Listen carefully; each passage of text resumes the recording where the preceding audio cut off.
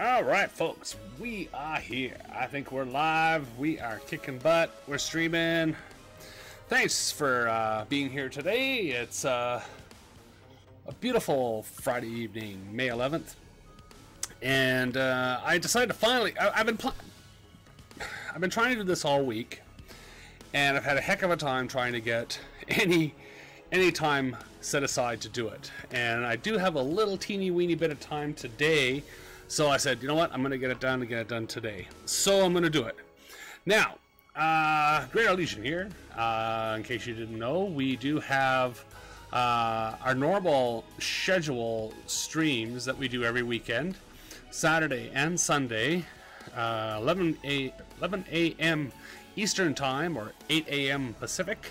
And if you're anywhere else, please try and figure it out from there. We do the stream until I pretty much just get tired or I get distracted with other things that I have to do. Sometimes I can stream for 12 hours, other times I might only stream for 3 or 4. So I don't have a real schedule as to how long I stream. My average stream, though, is quite long. It's in the 5 to 6 hour range. So especially for an old guy like me to be able to sit and do that for 5-6 hours straight, or even 12 hours straight, is pretty freaking amazing, I say. But enough of that. I am always streaming every weekend on Twitch and also on Mixer. I do a simulcast or simultaneous stream, I guess you could call it, on both platforms.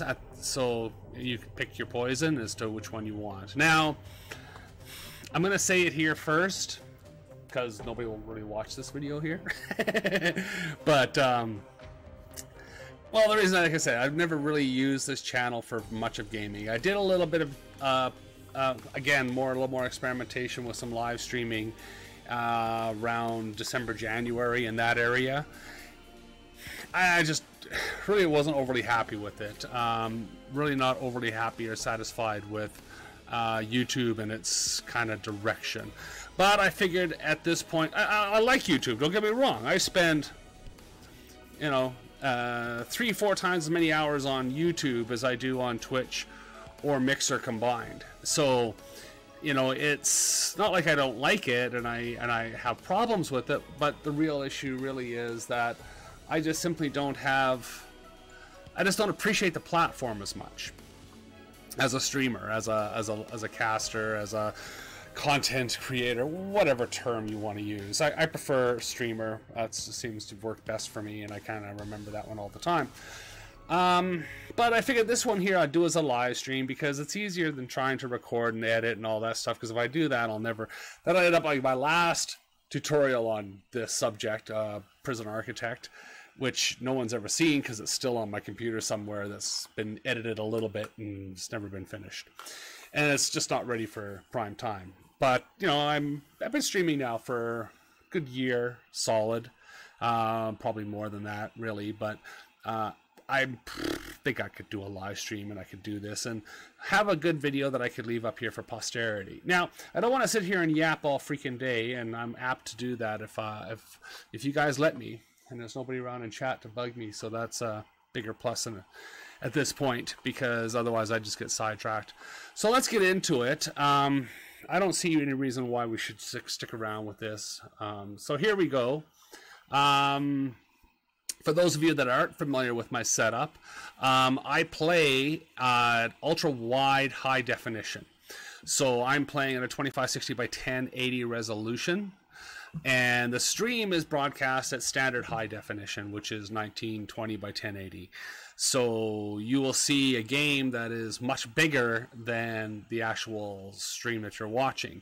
But that's okay. I've scaled it. It's scaled internally on my end, so it usually shows pretty good. I did used to have some problems with that, but I've resolved those a long time ago.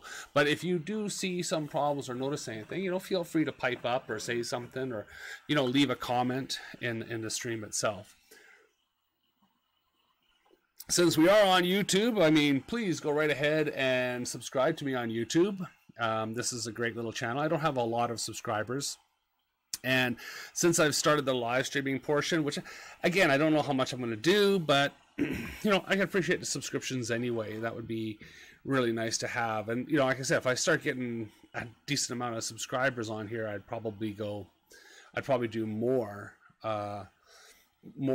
videos and stuff like that. I think really that's kind of what I would like to do more with YouTube, is just do videos rather than live streams.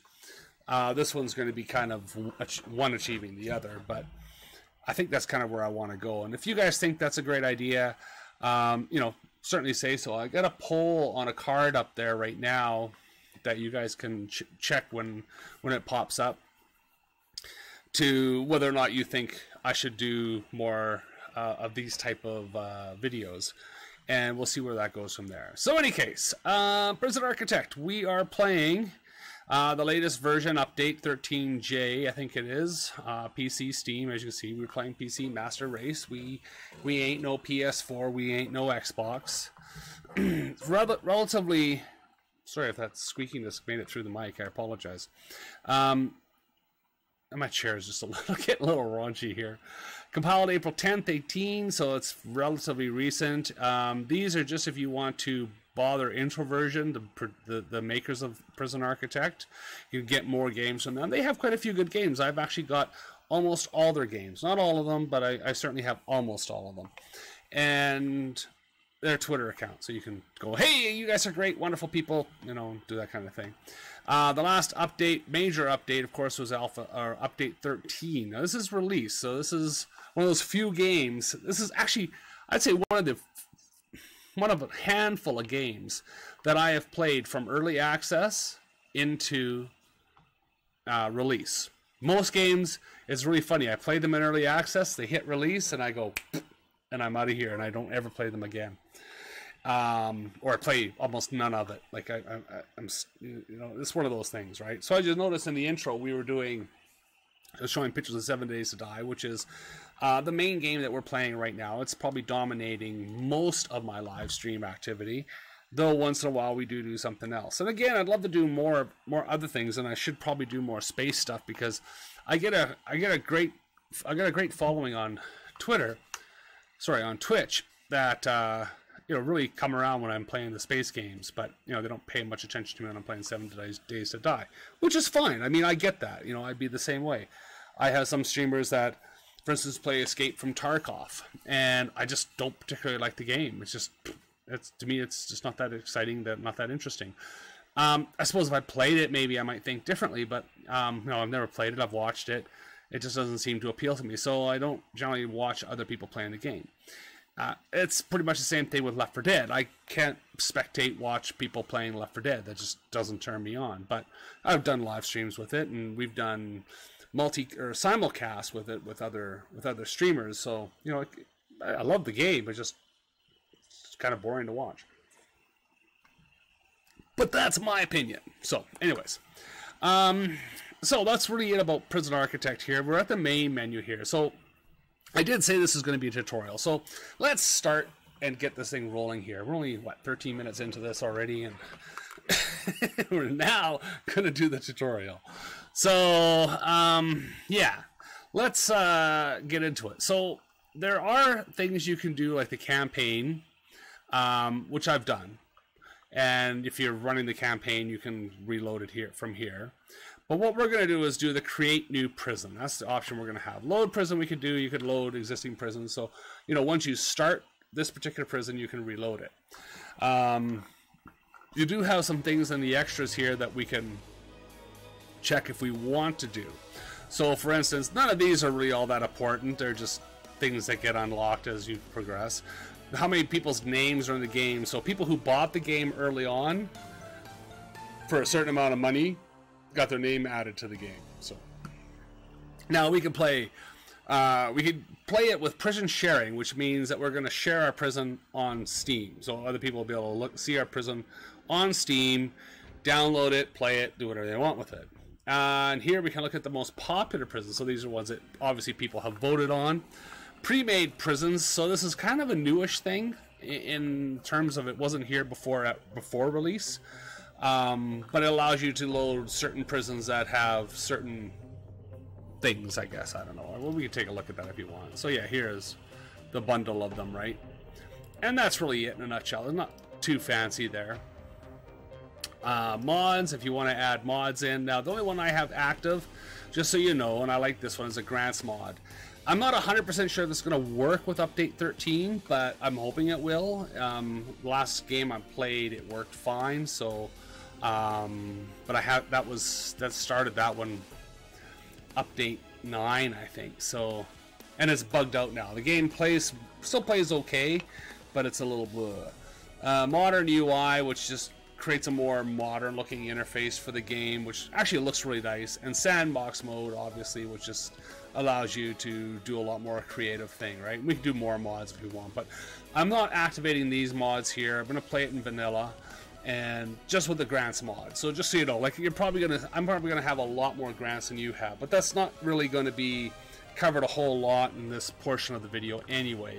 This is more for late game type stuff, and we're not going to see that late of game stuff, unfortunately, or fortunately, depending on how you look at it. And if you want to record time lapse, this is a pretty cool thing to do because you can actually watch your prison grow in a time lapse mode. I think this was more of a developer thing that they were doing for demonstration purposes, but because building is really slow, right? So watching it in time lapse is very, very preferable. Now escape mode, these three are basically the same thing. Escape mode with Steam Workshop, so this means you're playing prisons off of Steam Workshop in escape mode. The escape mode will play your prisons, I think, or the pre-made ones. But either way, it's just, you know, you're now a prisoner, you now are trying to escape. And it's actually not that hard in most prisons, to be honest, to escape. And then load escape attempt is if you're playing a game where you're in the middle of all that. Options don't really have a whole lot other than your basic stuff. Graphics stuff, it's really simple stuff. Audio, same thing. Game, a few more things here. Floor signage display, how you want it to look. Hidden, visible, or zoom. Some people like it, some people don't. What you want the temperature displayed in. I prefer Celsius myself. I like 24-hour clock as well. One-click wrap sheet, zoom to mouse. I don't particularly like this feature, so you can see it's turned off. Version 2 GUI, so it is using the new GUI, so the mod is really kind of out the door. Room checker box, so you can turn this off if you don't like the checker boxing. And the autosave timer. I remember from Alpha, you couldn't modify this. It was just automatically save every 10 minutes. I've never changed it. I still believe it to be true. It could be fixed by now. I really would hope it's been fixed by now. That you can change it to something else and it'll save in those time increments. Time-lapse mode, this is just if you're doing the record in time-lapse mode things, some settings here. What language you want to play in. It's a little tedious in that one. The experimental, so you can play with vertex buffer objects. I have no idea what they are, so I don't really use them. And then I can open the save folder, which is actually in the Steam directory where it shows all the games, which I'm not going to do because we're just going to start on the terms and conditions.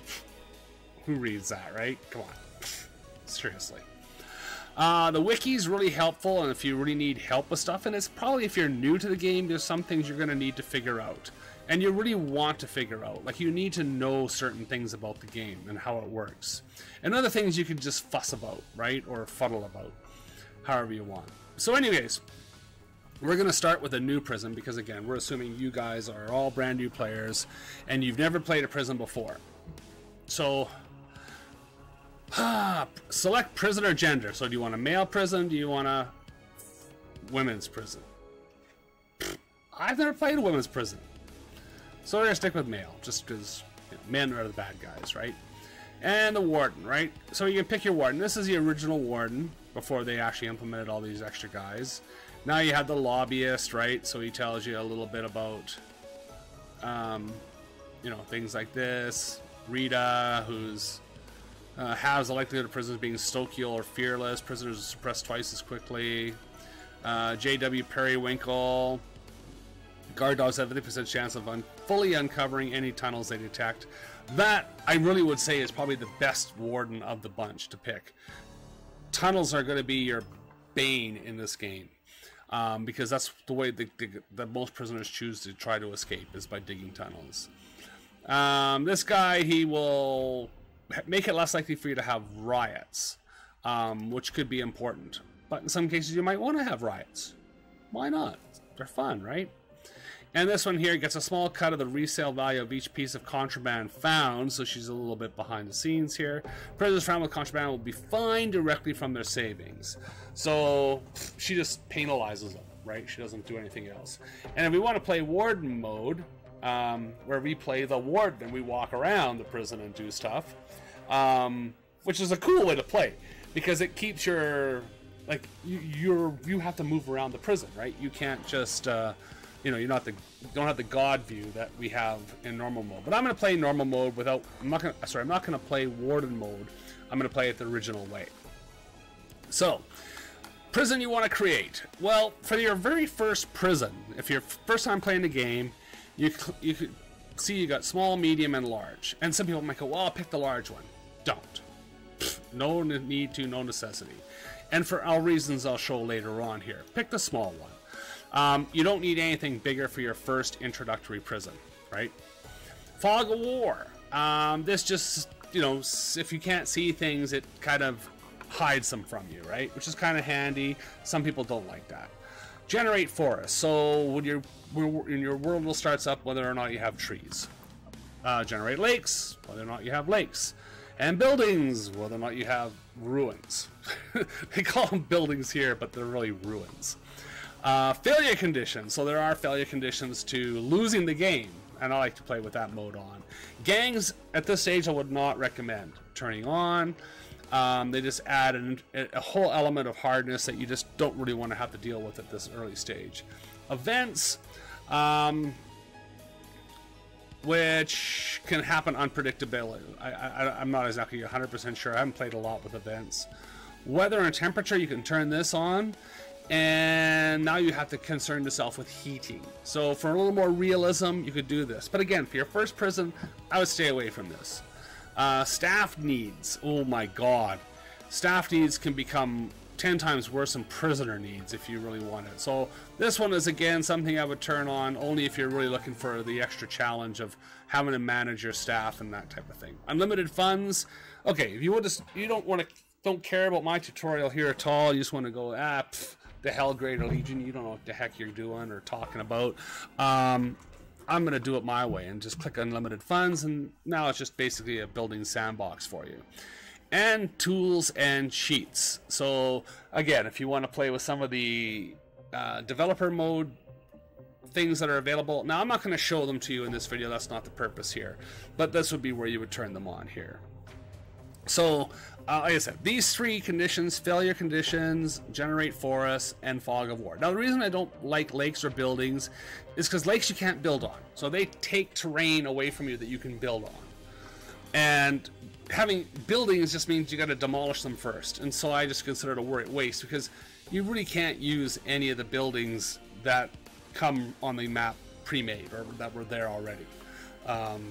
You could, but it's just be silly to do it. So I want a nice clean map, no water, and lots of trees. And trees are for the reason is so that you can make some money here right off the bat. So let's click play. So, hit our space bar to pause the game. First thing you do as soon as you start a new game. Do not let time run on you, right? Because time will constantly run. So here's your little prison territory that you got here. You can... Obviously, you're going to build your prison on. It's not very huge. As you can see, it is small, very tiny. You have a truck coming in here with a bunch of workers. They're going to get dropped off here, and they're going to start doing some work for you. But by the time they get dropped off, I want to have several tasks ready for them. And you can do that while you're in pause mode, which is really nice. So first thing we're going to do is we're going to say, hey, what's this? Well, there's a notebook page there.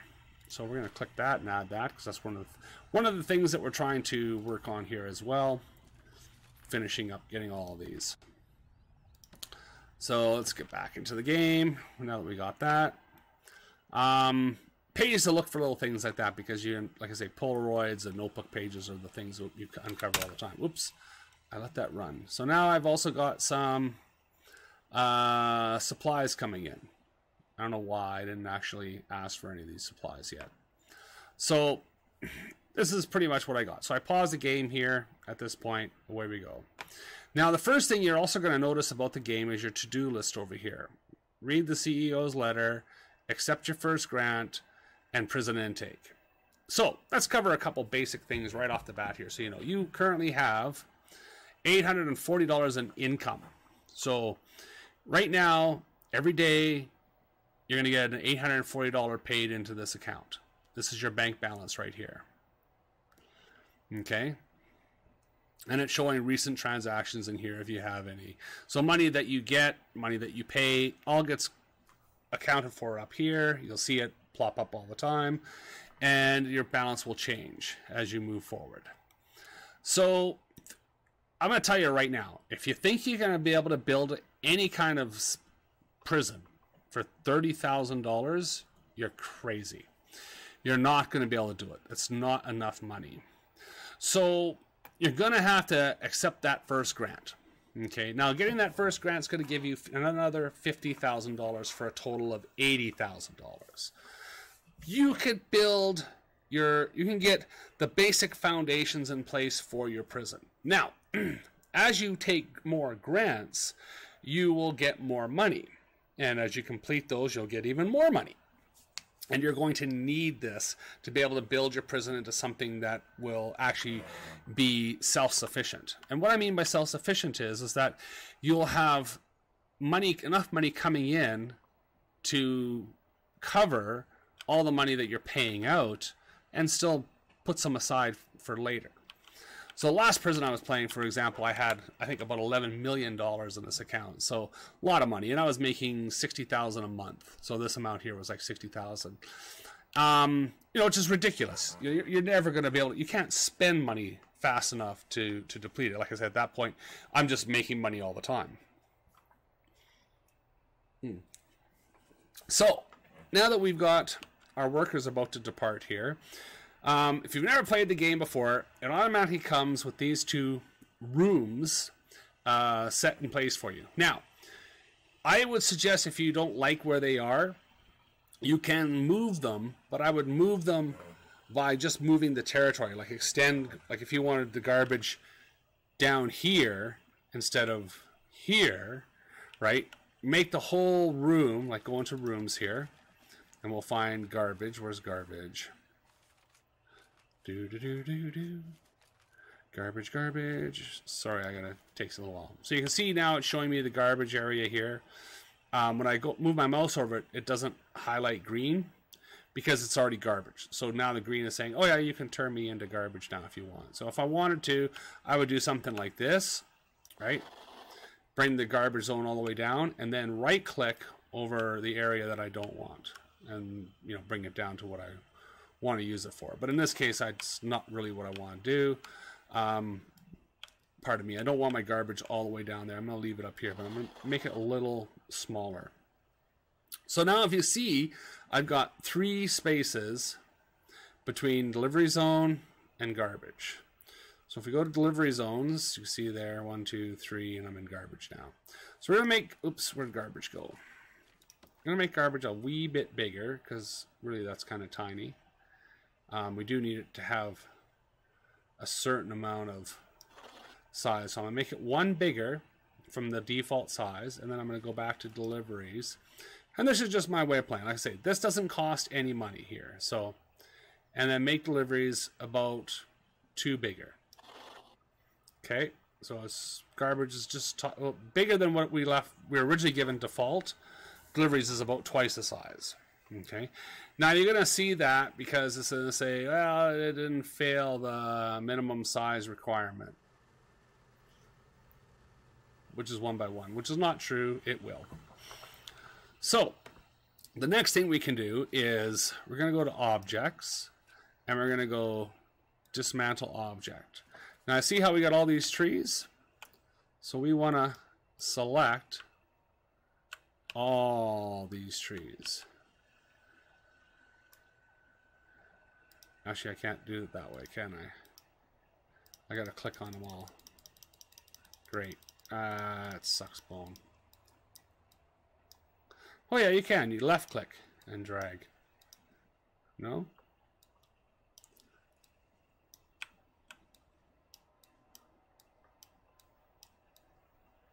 Okay, if you hold the click button, left click mouse button down and just move over, it'll highlight. That's what happens. Okay. I knew it was easier than it looked.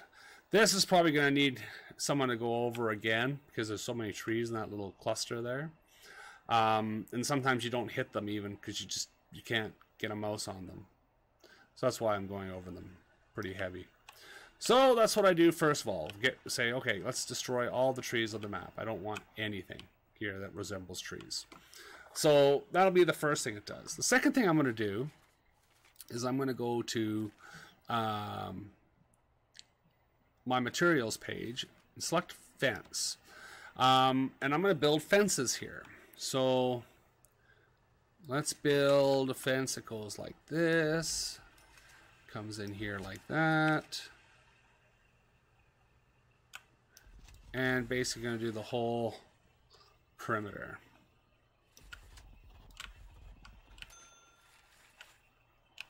If I can move the mouse in the right direction, that is. That's a tough part for me, because just trying to figure out how to move the mouse.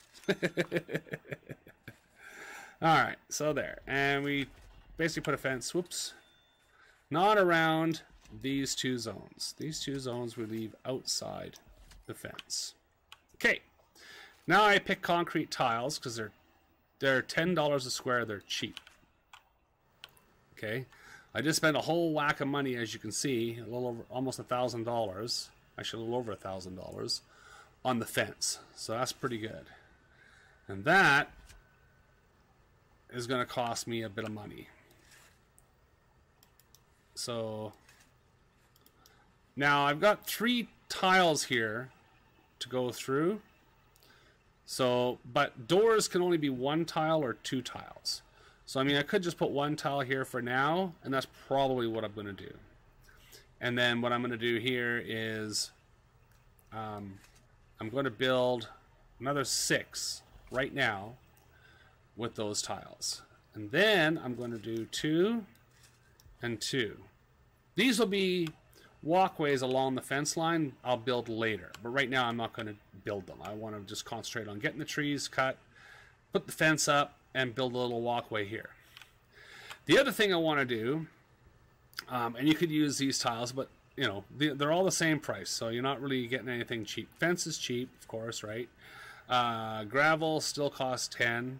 Grass costs 5. So grass is actually probably a pretty good choice to do. But grass is slow, right? So it tells you walk speed is slow for outdoor use. And these are 10, so dirt is free. But it is slow as well. Road is normal walking speed, which is nice. For the money, I usually prefer it. Concrete floor is fast, but this is indoor only. And it's default, so anything you make, any building you make will automatically have a concrete floor. Wooden floor is 50, very expensive. Same with ceramic. Mosaic is 10, so that's a cheapy one. Metal's 10. Marble tiles, believe it or not, is 10. White tiles are 10, so those are great, and fancy tiles are 10. So the only 2 really, like I say, we are not going to use in this tutorial are the ceramic and wood, because they're 50. They're just ridiculously too expensive. You also have walls, which are also 50 a square. Whether you want brick or concrete, your choice. Perimeter walls are 200 a square, so we won't be using any of those in this build either. Removing tunnels, is 20 a square, but hopefully we're not going to have to do that. And then there's clearing an indoor area, which just clears all the objects out of it, and then demolishing walls to demolish walls, which is free. Doesn't cost a dime. Okay. So I usually go with road here, just because road has a decent walking level. So then I cover the entire delivery areas with road, and I cover the entire garage area with road. Okay. So that's my very first step here. So when we're starting the tutorial, like I said, the first thing I do is pause the game so it doesn't run before these guys even get off the truck, right? Cut down all the trees, or that's the first job they're going to do. Then they're going to build a fence, and then they're going to put all the paving up for this area over here. And I don't want them going too far once they get to this point. Hopefully they'll do it in that order. Tile they have a tendency to do whenever they're around it, so it's one of those things. Now the other thing we have here is prisoner intake.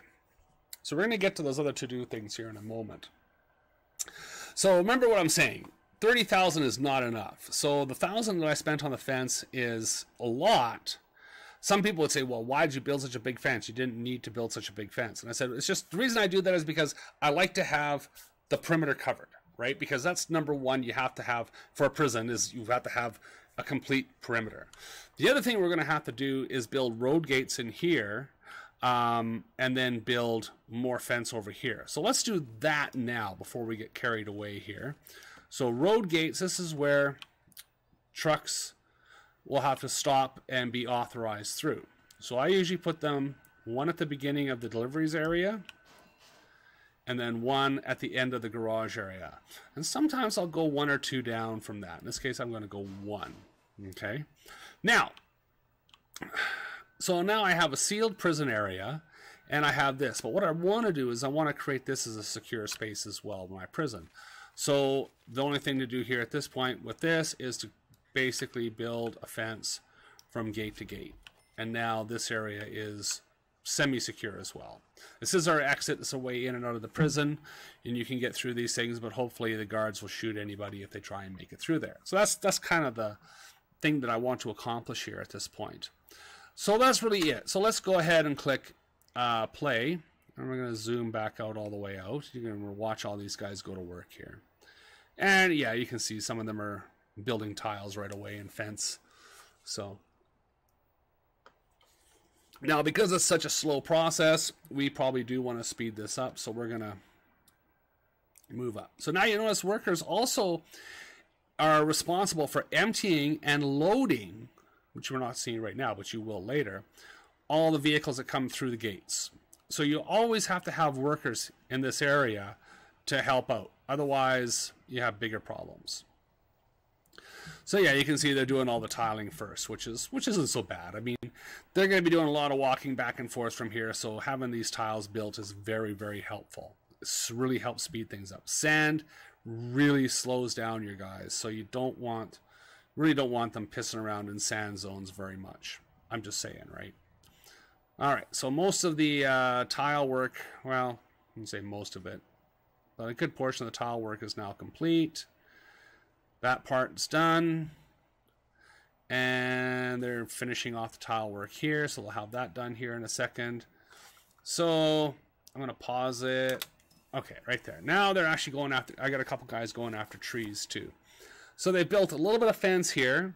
They haven't put the gates up, and they haven't done the other side fence yet, obviously. But they got all the tile work done. So you can see it kind of stands out, so it's ready to go. And this is the first thing I do.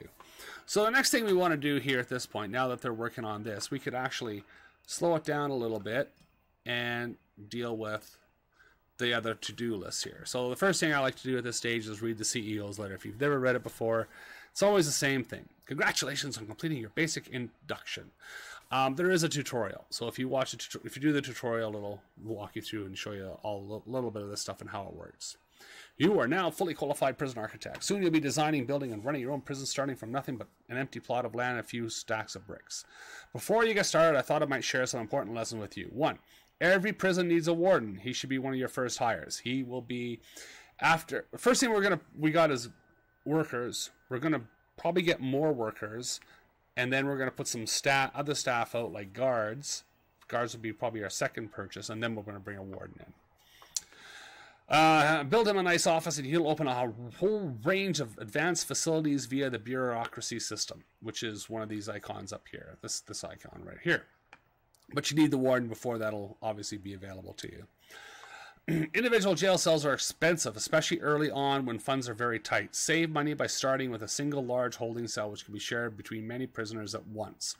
Very wise, and this is usually what I do in the first place. But one of the things you're going to do because of grants is it says build your first cell block. So that'll be the thing you do. But you don't need to be, it doesn't need to be huge. It could be tiny, right? And this is a very important one. Get your kitchen and canteen up and running before the first prisoners show up. You do not want prisoners and you have no ability to feed them. You want riots? You'll have riots. So make sure they've got, like I say, the canteen is running and producing food. Might seem like a waste, but you're not really paying for it. So, I mean, the food costs are pretty minimal.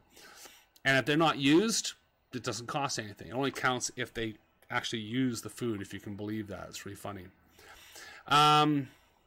Like I said, nothing irritates a prisoner more than an empty stomach. Absolutely. Like I say, they will riot over food. 4, building a prison is an expensive undertaking. You need to become a master of raising large volumes of money through grants and contracts. Access these grants through the report screens. That's about it. Good luck, CEO, Prison Architects Corp. So exactly correct. This is what we're going to do, is get the grant. So we've read the CEO's letter. Let's look at our... Let's get our first grant. So the first thing we got to do to get grants is go over to our reports page over here. Now there's 3 other icons over here, which we're not going to do very much with at the moment. Now there is also this undo button that appears. So as they're constructing things, if you go, oh shoot, I didn't want to do that, you can hit the undo and it'll undo it. I've never used it. I just rebuild. So easy enough to do. Shakedown. This is how you will search your prisoners for contraband, weapons, things they should not have. You can search them and their cells. Lockdown basically means exactly that. You lock everybody down. Nobody moves. That puts every door on lock and nobody moves anywhere. That's a good way to contain people if, for instance, you have a riot and it's starting to spread. And then you have bang up, which means everybody back to your cells right now. And then you'll be locked in your cell for a while. Prisoners get really upset when you're in bang up. The other 2, not so much. I mean, if you're putting in lockdown, you're probably putting in lockdown because of a riot or something like that. So, things you got to watch for. So, anyways, let's go over to reports. Because we do want to do this right off the bat. Click on intake.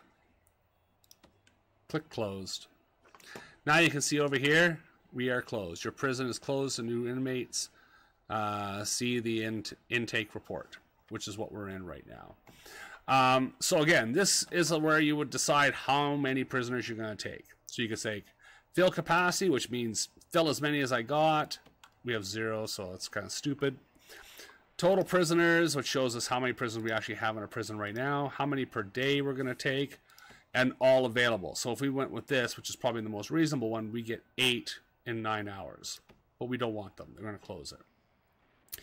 Can also select what category of prisoner that you accept in your prison. Minimum, medium, or maximum security prisoners. So right now, we're set to take about 15%, let's say, minimum, and 85 or 75%, no, 85 is right, of medium sec and no hot max sec. Now, one of the things about max sec is that as you progress, your prisoners will do things in the prison to get themselves in trouble, and that may mitigate them increasing their security level. They may go from minimum to medium to max. Later on, we get more different categories here that we can play with, but there's no point talking about those at this point until we get them. This screen shows us the number of prisoners in our prison, which right now is none. And instead of putting it in min, medium, and high and max, they put it low, normal, high. Why they use different terminology is beyond me. And the amount of workers that we have. So right now we have 8 workers, no guards, no other staff, no administrators. Jobs. So you can see they're still backlogged here. They're doing lots and lots of jobs that I've got for them. So I'm in no rush right now to move on to anything else but the grants page. So the first thing we want is, this is kind of crappy, because we have the grant mod installed, right? We can click on this and we get it, and we're done. That's it. $2,500 added to our bank account. So you see, grants can be very handy at adding more cash to it. Now, the basic detention center is the one that we want. So our objectives here, we get a $40,000 advance payment. I don't know what we get for completing it. We can carry 2 grants at once, so we definitely want to do that. So we have build a holding cell, shower, yard, kitchen, canteen, hire at least 2 guards, hire at least 2 chefs. Perfect, because that's exactly what we need to do right off the bat to get our prison working to any length of degree. So we're going to accept that one. And then the admin center. Okay, which is the next definite thing we want to do. And that was for $10,000. So the admin center says build at least 2 offices, hire a warden, and unlock, I can't read that word, finance through bureaucracy, which will help us a lot. And then we hire an accountant. So yeah, that's the first thing. After we get a warden, we definitely want to get an accountant in. That's going to help us with bringing in more money, getting more grants, all that stuff. So the only other one to watch out for is the staff well-being initiative. This one was given as $10,000 on completion. So, and as build a staff room, hire at least 5 guards without assigned status, and then ensure none of your staff are exhausted. As you get more and bigger and bigger and bigger in this prison, that'll become impossible. So if you have too many guards and too much stuff going on, you'll never get to the point where you'll succeed at that one. So you'll just be holding on to it. It'll be a waste. Best bet is to do that as soon as you can build it. It's like as soon as you can build a staff room, and then it'll complete and accomplish it, because you'll have no guards and nobody's exhausted. Again, do it before you get a lot of prisoners in. That's a good time to do it. I usually do it before I start the prison, right? So now you can see. Let's close this window here. Pause the game. We now are on day 2. It's 5:55 in the morning. I'll go over to this window in a moment. We're in day 2, and we have just under $80,000. We are getting some cash flow, and the reason we're getting cash flow is because of all these logs. So you can see we're getting some good moolah out of these logs. Like I say, that's 100 every one we sell, right? So if they're bigger stacks, I think you get more money. So that's why I like doing the first map with trees, because like I said, I get my workers to chop them all down. They're almost done the fence now, like completely, it looks like. Just finishing up that corner and finishing chopping down trees. So that's going to be, like I said, we're now getting ready that we can start building the prison. So at this point, once I get the fence done, don't care much about the trees. The trees will get done on their own. Is now I want to start laying out the prison and what's going on with it. So obviously we were told a few things. We need a kitchen and canteen. That's important. We got to get them running before we get inmates in here. So we got to build those. But at this stage, we don't need very big. So what we want to do is the absolute minimum for anything. Okay, we do not want to build to extravagance. And it's easy to do. I'm bad for it. Trust me on this. Like floor tiles in rooms, we don't need them. That is just a plain waste of money at this point. Yes, it makes your prison look better. Doesn't make anyone feel better. One of those things you got to keep in mind. So the first thing we need right off the bat is, for obvious reasons, we need storage, and we need power, and we need water, so that we can get our utilities and everything ready. So the first thing I'm going to do is I'm going to go to rooms, and I'm going to look for storage. Storage, there we go. Okay. And I am going to go down here, below garbage, and I'm going to make a storage room down here. Not super huge, but reasonably huge. Storage rooms can be indoors or outdoors. It does not matter. So just so you can keep that in mind. Okay, and then what I'm going to do, because again, I don't want to spend a lot of money, put a fence around it. I don't know how big I built it now. Shoot. Oh, I went too far. Okay. Did I nuke that fence? Yeah, I nuked that fence. Okay, let's do it this way, because actually I didn't really nuke that fence. There we go. Now I've nuked the fence. So we'll go from here, and then here, and I'm going to skip one and put one there. And the reason I'm skipping one is because I'm going to put a door there. But before I make the door, I'm going to go to my concrete tiles, because remember, I got some money to spend, and just tile to there. One layer. That's it. I'm not doing 2 or the 3, because that's 2 or 3 times as much. So right now, just the 1, and then 1 in there, and then I'm going to switch to road, because again, this is our storage room. We want to be able to maneuver in here very easily, and sand is a real bugger. We'll put asphalt in here. Okay. See, check our levels. We're just below 79,000 now, and now we're going to put a staff door in here. So to alternate this thing, you need to just click the middle mouse button, right? So that's normal. Well, let's do it this way. Go out there. There's a normal door, right? So it'll always open right. Click right, open down. This way, open left. This way, open up. Back to normal. Okay, so we put it there. And we're in pause, so nothing is happening at the moment. But now we can unpause, and we'll let them continue on here. So the other thing we can do, is we could actually start thinking about where we're going to put power and water, which we could put down here. We actually should put down here. But I'm almost thinking over here, but I don't have enough room. So it'd have to go over here. Now, I don't want to put anything in this particular area right here. And I'll go over that in a moment. And I have a little bit of area up here to work with. So it would really make more sense to put the power up here. And the water. I don't really have a definitive reason why I say that, but that's just kind of one of the things that I like to like people to keep in mind. So there you go. You see my workers are collecting wood right now, and that wood will get sold. So the next thing we're going to do here is we're going to create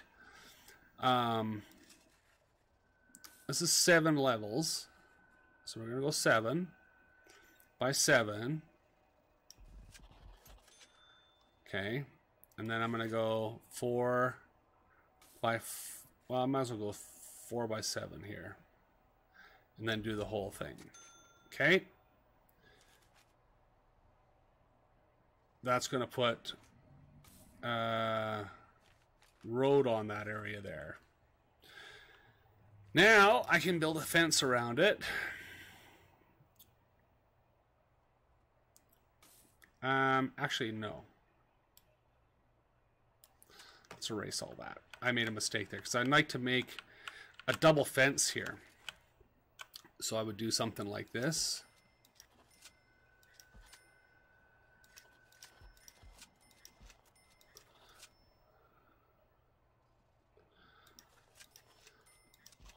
There. Kind of like that.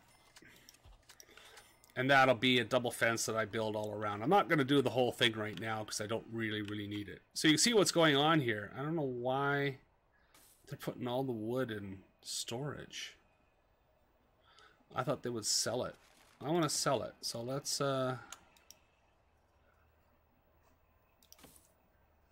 to objects, sell.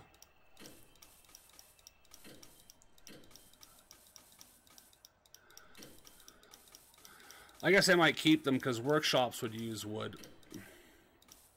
We can sell them even in the field. We don't even have to wait for them to bring them back here. We could just prematurely sell them. Bricks I don't necessarily want to sell. But I don't think I can, so there we go. Beautiful. So now you can see I made a whack of money selling. So I'm now up to 89,520. Almost 90,000. Okay. And this is important to note. Like I said, I've now got 90,000. My prison has a perimeter, so the whole perimeter is secure. I have a delivery and a garbage area, which are essential. Without those things, your prison will fall apart. And I have storage, so I can get things out of deliveries and into storage. Or if things come out of the, like I say, I dismantle an object, it goes into storage, rather like the trees, for instance, rather than ending up in deliveries. Because you don't want to use up that land. So, now I could build more tiles out here, but I really want to conserve my cash. So I'm not going to build any more tiles here for the moment. But what I am going to do is I'm going to finish this fence, bring it into here, and then I'm going to take this fence and bring it down this way.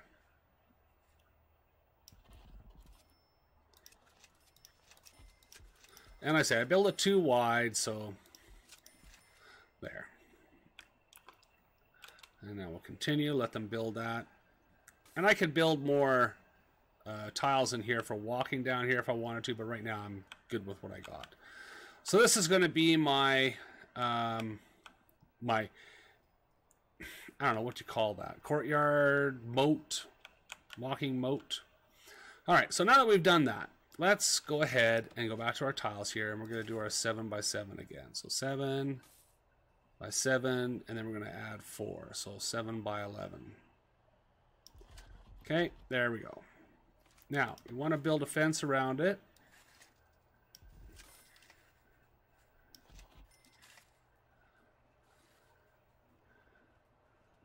There. And then I didn't close it off here because I'm actually going to put a staff door right there. Okay, pause the game. We don't need to keep it running. We're in day 3 already. Now, time is not of value to us. We don't have any intake, so we don't have to concern ourselves with prisoners arriving, dealing with all that stuff here at this point. It's a headache we don't have to have. Now here I did something I normally don't do. Here I usually would do dirt, but I decided in this case I'm actually going to do tile. Because I do want to create a bit of a walkway here. And because of the sand, I'm going to probably do some more tile here and spend the money. Whoops, not doors. Shoot. I think I bought a whole bunch of doors. Yeah, I did. I'll use them eventually, but pain. You don't be aware of doing that, because if you buy something, even if it's in pause mode, and you decide, oh crap, I don't want that, and you cancel it like I just did, you still paid for it. So the money still comes out of your account as soon as you say click, click, click. So, and that's another thing I gotta watch out with the game.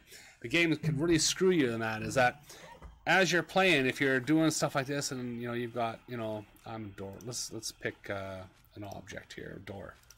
So you're looking around, you're moving the map around and checking things out, and you accidentally click and a door appears. Well, okay, you just bought a door. Well, I got another page. Look at that.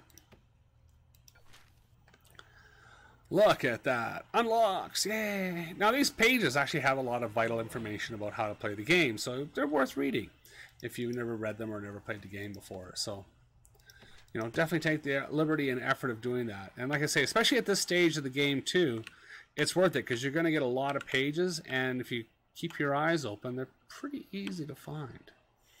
Okay, tree stumps we don't care about. This is just terrain we don't care about.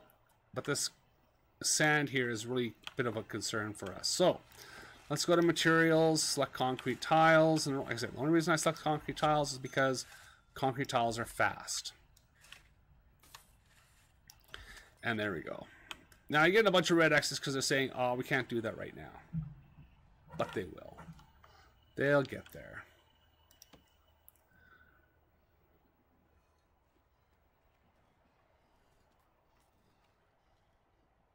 There they go. See, for whatever reason, they're still having some issues for some reason. Get a couple more. I don't know. I don't know why I keep getting that. No route. Failed 2 times.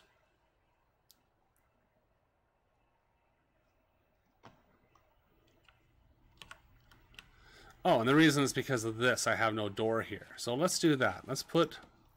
We're going to put a single jail door there. See if I can get the guy to put it in. There we go. All right. Now we're going to be able to do those. I forgot about that. So now I can get through here now. Yeah, as you can see, they're going down there. They can't get into storage. I don't know why they're wasting time down here. They're being stupid. But now they're going to get these floors done. They can grab the material from the delivery area now, which is what I was cutting them off from, which is why they were having problems completing tasks. So we don't want that. So, next up, because this is very important and very expensive, power and water. Okay, so at this point, we don't need to spend any more on power than we absolutely need. So the first thing I'll do is I will put a power plant right there. I leave 2 squares around all the way, and I'll show you why. And then a water pump, which we're going to put more up in here. So we want 2, and then we want, so we could put it like that if we wanted to, which isn't a bad idea. So kind of center it in there so it looks kind of half decent. Okay. All right, so now he's built our power station. Now our power station has very little power. So we can add capacitors. Power station is 5,000. As you can see, it took a big chunk out of our thing to add it. It also adds an electrical cable on the right hand side so we can build out. Useful if you can use it. I usually end up destroying most of them because or dismantling them using a dismantle utility tool because they're usually just in the wrong place for me. But in this case, we're not going to bother. It's no point. We're going to add capacitors. So I'm going to put 3 capacitors on this side, and I'll put 3 capacitors on this side for a total of 6,000. So now I've just spent $11,000 on power, plus 5,000 for the pump. So $16,000 in total. Bajing! Just to get power and water. So that's what I'm saying. I can still add 10 more capacitors, but that's $10,000. I don't need to do that right now. So I'm going to save that 10 grand. We've just spent 16, so don't go nutty. All right. Once they're done, you'll notice the pump station is now complaining it doesn't have power. Power station's fine, it has power. So we want to give it power. That's going to be number 1. So I usually do that. Waste a little bit of money because I could have reduced it to 2, which is probably what I should have done. In this case, I put 3 because I want to use that. That's all. These are minor costs, so it's not a huge problem here. All right. We now have availability of water, and we now have power available for our prison. So these are important. You need these things. There's just no getting around it. Unfortunately, you've got to have them. So now we can actually start building what we need for the prison. So basic detention center needs a holding cell, a shower, a yard, a kitchen, canteen, at least 2 guards, and at least 2 chefs. For an admin center, we need at least 2 offices. We need to hire the warden. We need to unlock finance through bureaucracy and then hire an accountant. So you might think this might be more important, but really at this stage, this is more important. So if we were starting to build up the prison, like the basic detention center parts of it, then yes. But at this point, we're going to build the administration center. So where should we build the administration center? Well, if we look down here and finish off our fence, we can see that I got a 3 space here in this fenced area by 5. 1, 2, 3, 4, 5. So a 3 by 5 area here, but it's useless to me at this point. I technically can't use it for anything. But what I could do, and I've done this before, is change the fence out to a building, and then we could make that space there could be like a cleaning closet or something. It'd be very useful, but it's not going to be very practical for us down here. But up here, we have a little bit more room. So if I take the fence, build it out, and then build that out. So I'm spending a little bit more money on fencing, 81 and whatever it was there, probably about 100. Now what I can do, or what I want to do, is build foundation. So we go to foundations over here. We can build brick or build concrete. I usually build brick out of things that are not that don't require a lot of heavy security, and everything else I build out of concrete for the extra security, like prison cells, cafeterias, well, canteens they call them, right? All that sort of stuff. So now that we're going to build a building, we can build offices. But I would recommend at this point, before we start doing all that, let's run the game. We'll put it in regular mode. We don't need to go super fast. And we can do some planning. So we have 3 icons here in planning. We can use walls, objects, and pathways. So things like pathways would show, we could use to indicate, for instance, where we're going to put a fence, right? So it's worthwhile to put that in there, right? This doesn't cost money, so it's totally free. And then I can say, okay, this is where I'm going to put my double fence.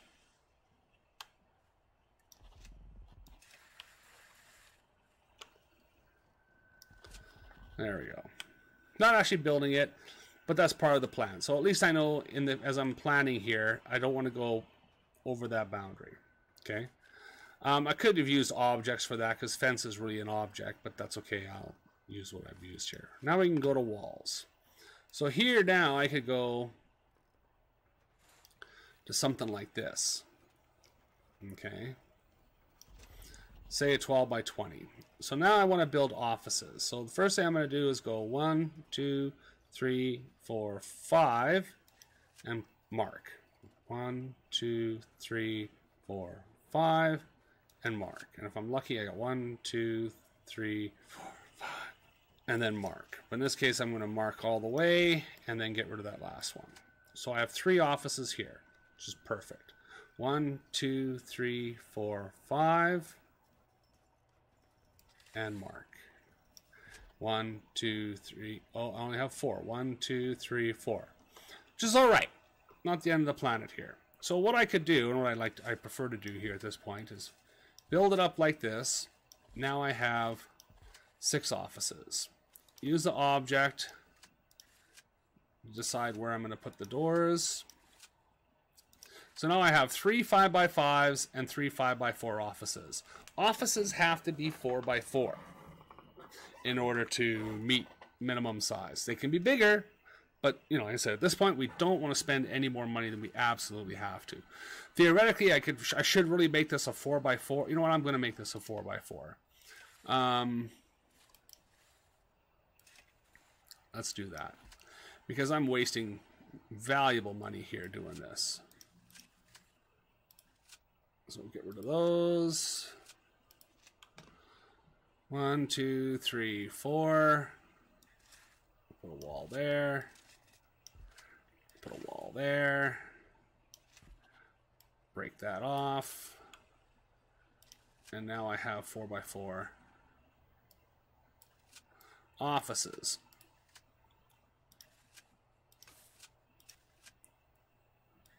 There. And I make 6 offices. So that's all I need for offices in total ever. Period. You don't need more. Now, the last one you do need for the psychologist, I usually make that a little bit bigger because the psychologist is going to meet with prisoners. So that one I'll usually extend a little bit. So maybe I might say, well, I usually want to make one closest to the prisoners. So probably this one here will be for the psychologist. So in this case, what we'll do is we'll actually make it a little tiny bit bigger than the other ones. And we'll put a door there, put a door there, there. I say, because they're 4x4, it really doesn't matter. They're gonna offset a bit anyway. Okay, so that's what we got there. So again, I can build pathways in here if I want.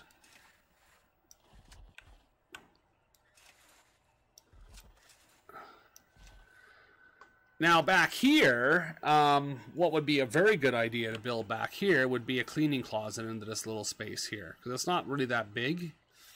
Or I could make it a little bigger and make like a staff room, but that's going to be the next thing I build in part of the design. I'm not going to put that in right away. So I'm going to build it like that, with that door open, so that prisoners can come in here, go into this cleaning room. Cleaning room's, I think, minimum 3x3. So that's, you use it for small little spaces where you're not going to get much else. Okay.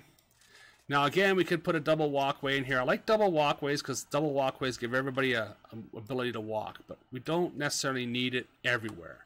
So outside of the main front areas here where I want to have the double walkways, like I'm going to do that here.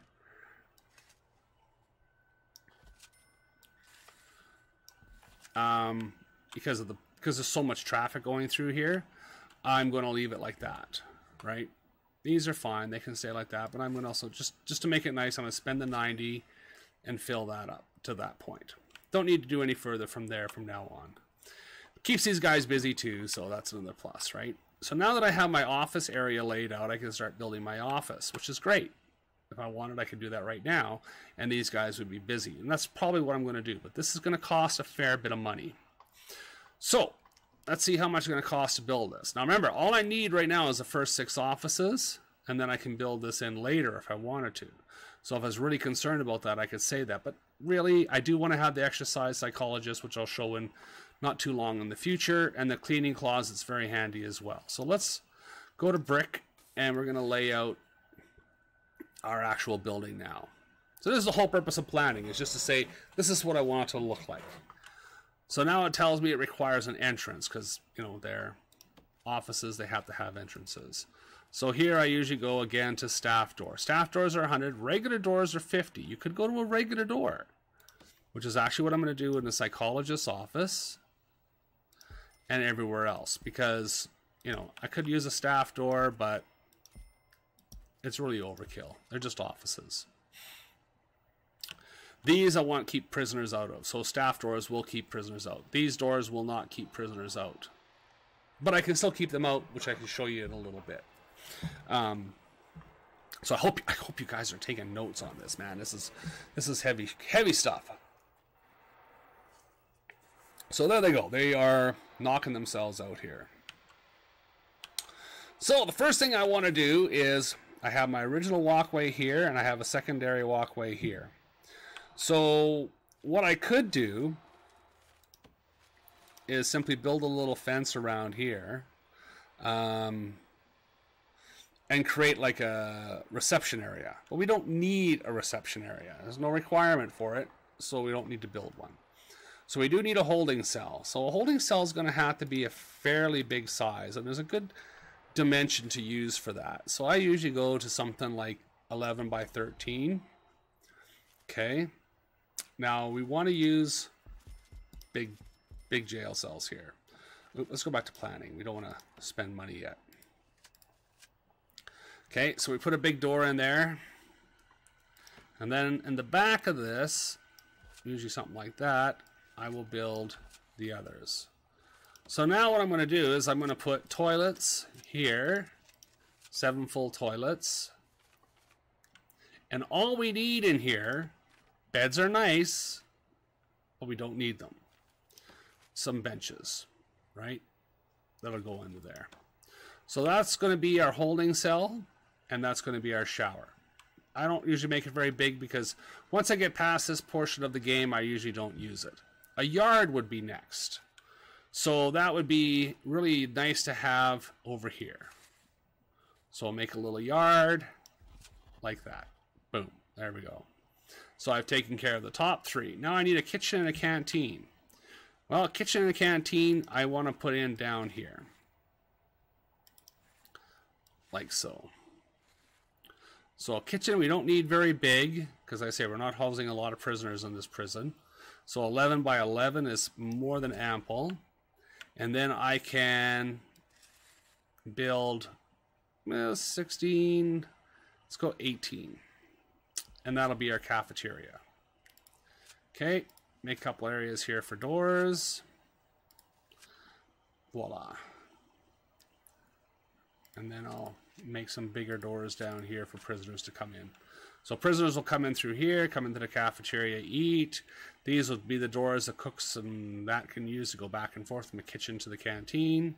And then they can, when they're coming, bringing deliveries in, they can bring them in through these doors down here. This one's kind of overkill. I don't really need it, but it's nice to have. So because I'm going to do this, now I'm going to finish my tile. But I'm only going to go like so. Like I said, I really do the bare minimum.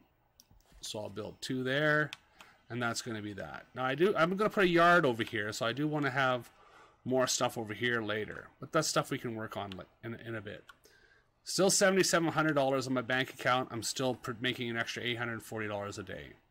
I'm spending more than I'm bringing in. So as you can see, getting prisoners into the prisons is going to become very essential.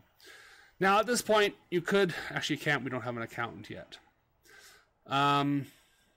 Once I get an accountant, I can raise this to 3 grants at a time. And then I can see these other screens down here, validation and finance. So this we need for this. Well, let's get this going. We're going to get the offices are almost done. So now that the building is done, the doors are in. We've got some lights in place, but we've got no power going into these rooms. None of these rooms require water, so we don't need to bring water in here, but we will have to bring electricity because they do require power. And we're going to need to bring it into each of these rooms because of the walls we're going to put in place. We're going to have a brick wall, and then we're just going to separate off the offices. Fortunately, we're losing 2 lights there, but don't really need them. We just need 1 light in each of these rooms. This one has 2. That's perfectly fine. Now, we're also going to tile up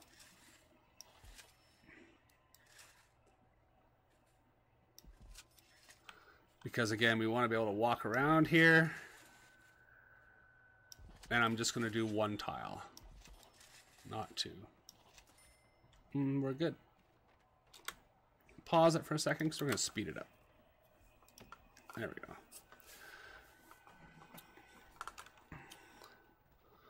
So,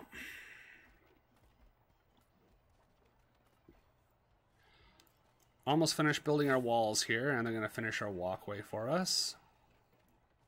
Should finish the walkway in here too, but let's say 76.5. We still haven't hired a warden yet. Once we hire a warden, that cash flow is going to drop big. So that's our next step, is to make sure that we get a lot more going on that. All right. So that's done.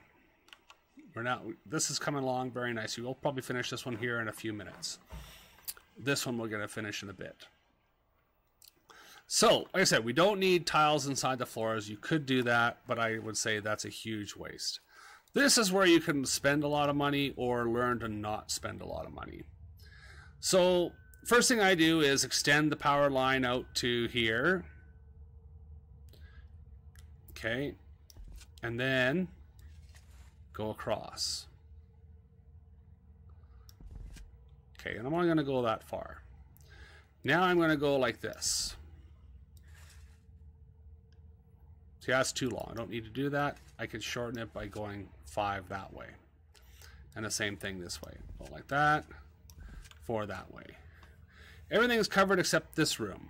But this room should still get power coming in from here. If it doesn't, I'll build a couple more in here. So let's see what happens. And we'll see if all the lights come on. Come on, let's get some light going here. We need those. You need the power grid. There they go. All right. And I'm only speeding through this just so you can see how it goes. Like after a while, they're going to be so overburdened with stuff that they're going to need to do more. Okay, it looks like we're going to have to build at least 1. See if I can get away with 1. I'd like to get away with 1. There we go. Beautiful. So we'll pause it there. So that's, like I said, it doesn't even have to really go in the room as long as it's close enough to the opening and I can make it a line. Lines will not go through, like you see these lines that come from the cable that go to each of the fixtures.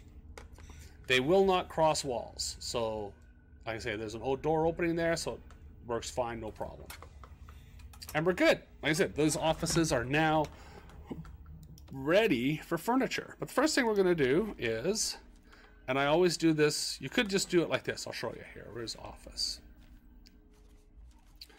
Office, office, office. There we go. You could do something like this. Okay. There you go. Now everything has been declared an office now. Okay. But we really don't want that. So we're going to get rid of all those. We're just going to declare the first one. No reason why, because we're going to do it eventually. But right now I just want to pick rooms where I'm going to put my guys right off the bat. Like where my first hires are going to go. So I want to make sure that I have everything in place. This is critical as well. Even if you don't, I say you don't have to spend all this money up front, but I usually do because you're going to spend it anyway. So desk. If you zoom in, you can see the desk and how it looks. So we'll turn it around. There we go. They're not horribly, horribly expensive, so I suggest just buy them. Okay, now we need a chair. Put a chair in here.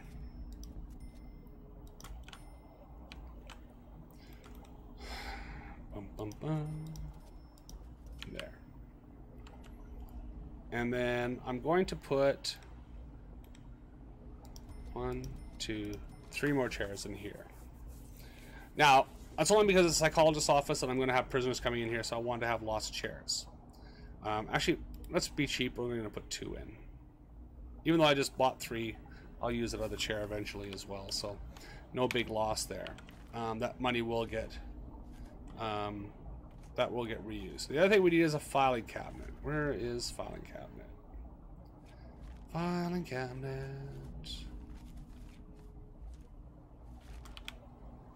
All right, here we go. Sometimes it helps if you go over here and it'll highlight the. It's a little bit intelligent as far as what it pulls up for you. So filing cabinets just go anywhere. They just have to be in the space. So we have lots of room to play in. Not putting one in there.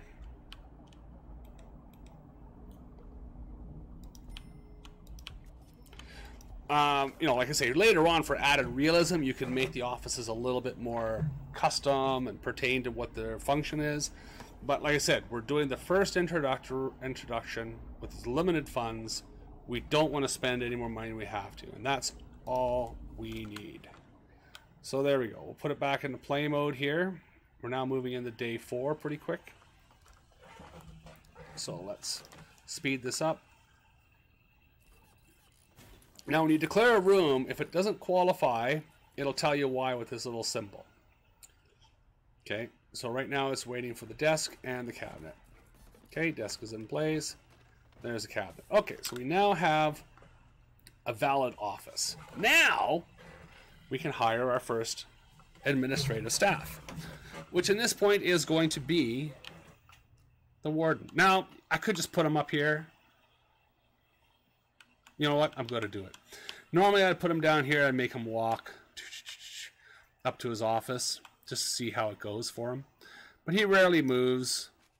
So, warden is all we can buy. 1,000 to buy the warden. And he's going to cost 200 a day. So our daily cash flow is going to drop. There we go.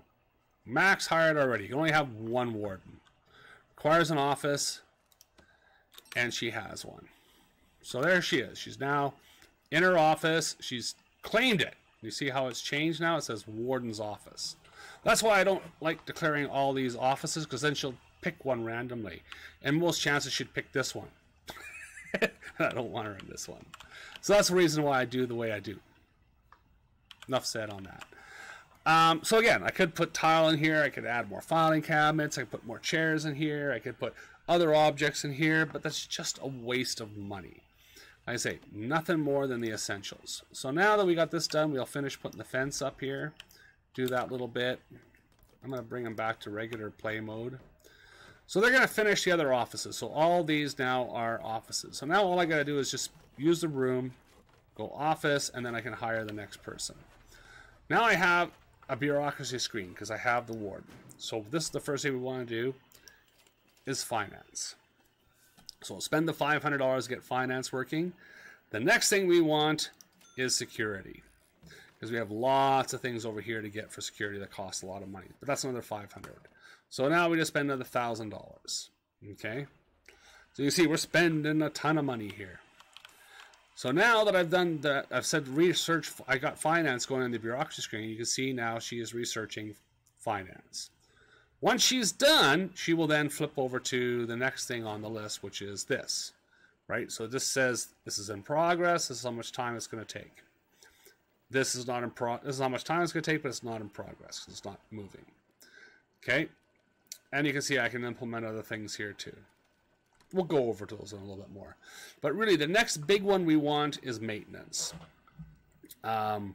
And we'll get that one here in a little bit. But once we got this, we can do some other things. These are very important for managing guards, but we don't have any guards right this second. So no need to do anything more. Now, I'm going to do this right off the bat, even though this is something I don't normally do.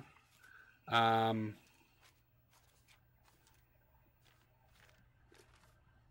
don't seem to have the room here.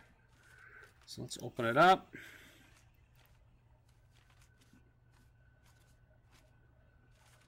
Oh, I can't make that room yet. Yeah, I gotta do maintenance before I can get that room. So it won't, that room's not available to me. I was gonna make it a cleaning closet, but I can't do that. All right, so you can see here, now that we've got that lit up, how much our power plant is using in power. Okay. When it gets there's a capacitor. So this is the power station, and 1, 2, 3, 4, 5, 6 capacitors. So as I add, I can add 10 more capacitors for a total of 16 capacitors plus the station 17. I don't want to exceed whatever this limit is. Once this red line gets up to here, this last capacitor, it's going to flash. And I usually say, whoa, that's too high. And we might push it, because we should only need to use one power station. But in other cases, I would just build the power station. Water, on the other hand, yeah, you could do one power pump station will do any size prism. Doesn't matter. The downside is if you have breaks or whatever, you know, it could cause a bit of problems there, especially if you're rebuilding and redesigning. So things to watch out for.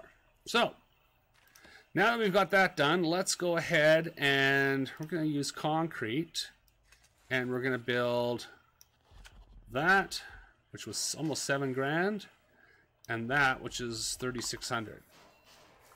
And get some doors going here. We got lots of staff doors.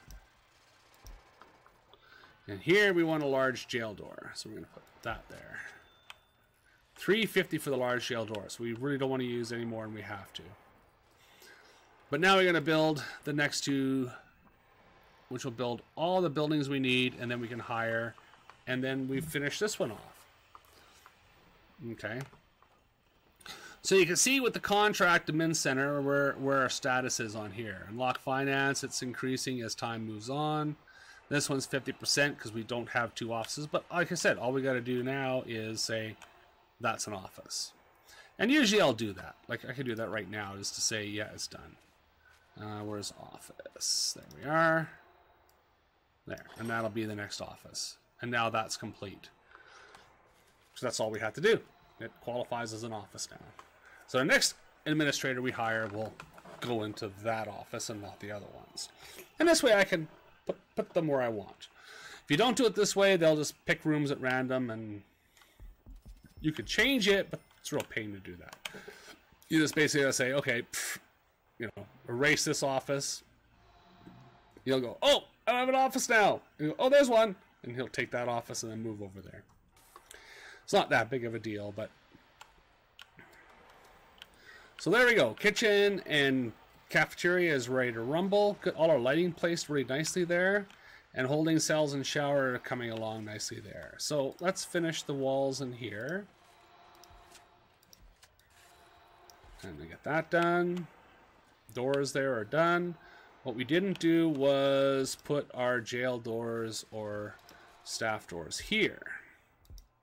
So put those there, and then jail doors. We'll put one there and one there. And that way they can get in here. Actually, you know what? I'm going to save one. I'm just going to put the one door in. Put about center there. Rather than 2. And we need walkways.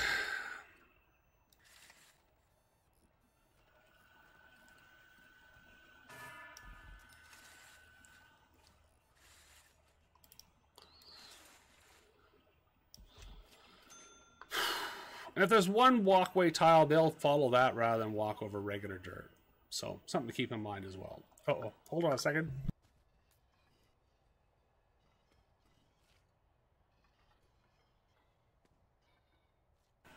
That was a big one. Alright.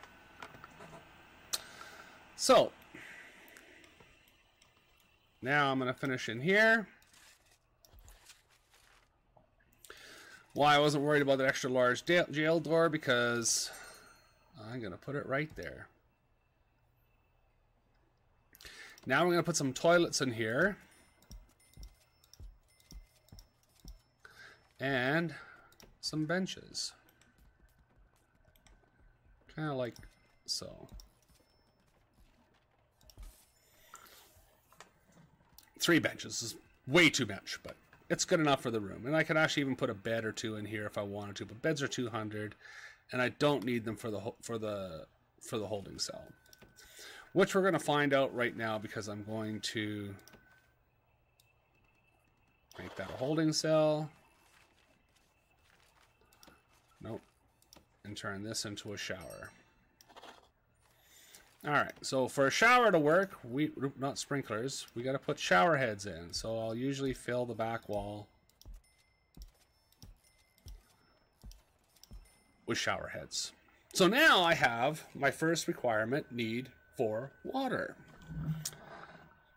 Sadly. So now my water thing is up here. So let's go into utility menu. I've got 20 large pipe at my disposal. So since they're going over here, and this is going to be a yard, we're probably going to have more requirements for water down this way. It would make sense to bring it this way.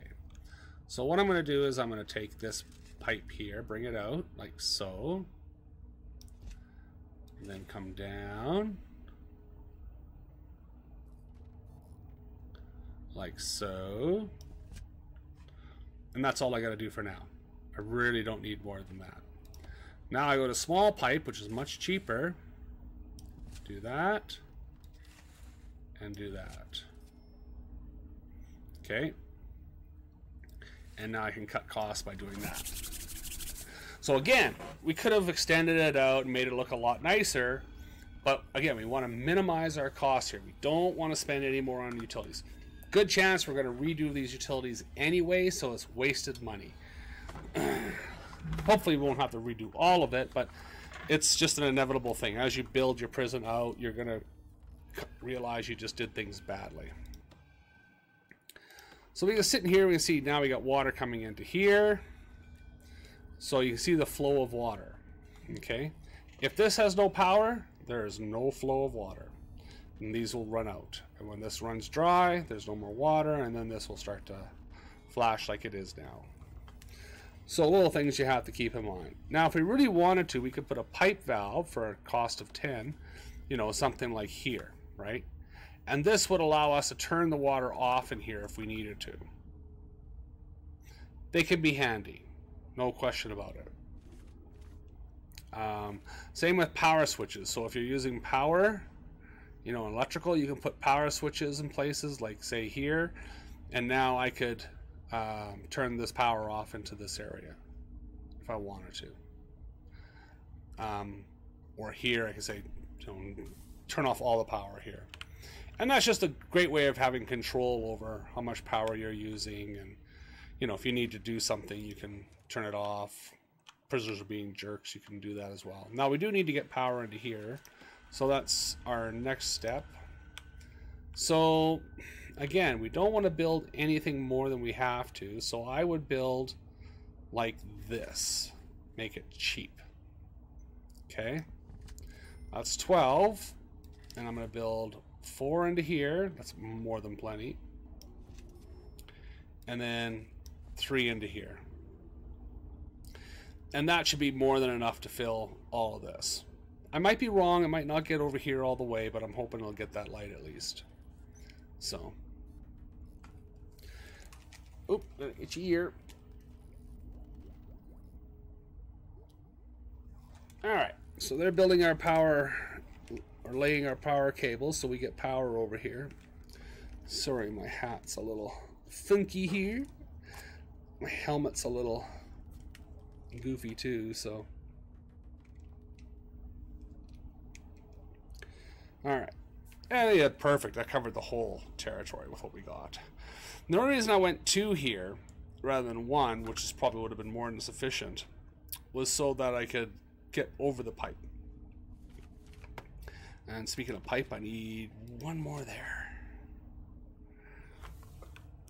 Alright, so we now have our offices built, we have our holding cells built, and we have our kitchen and cafeteria almost ready to go.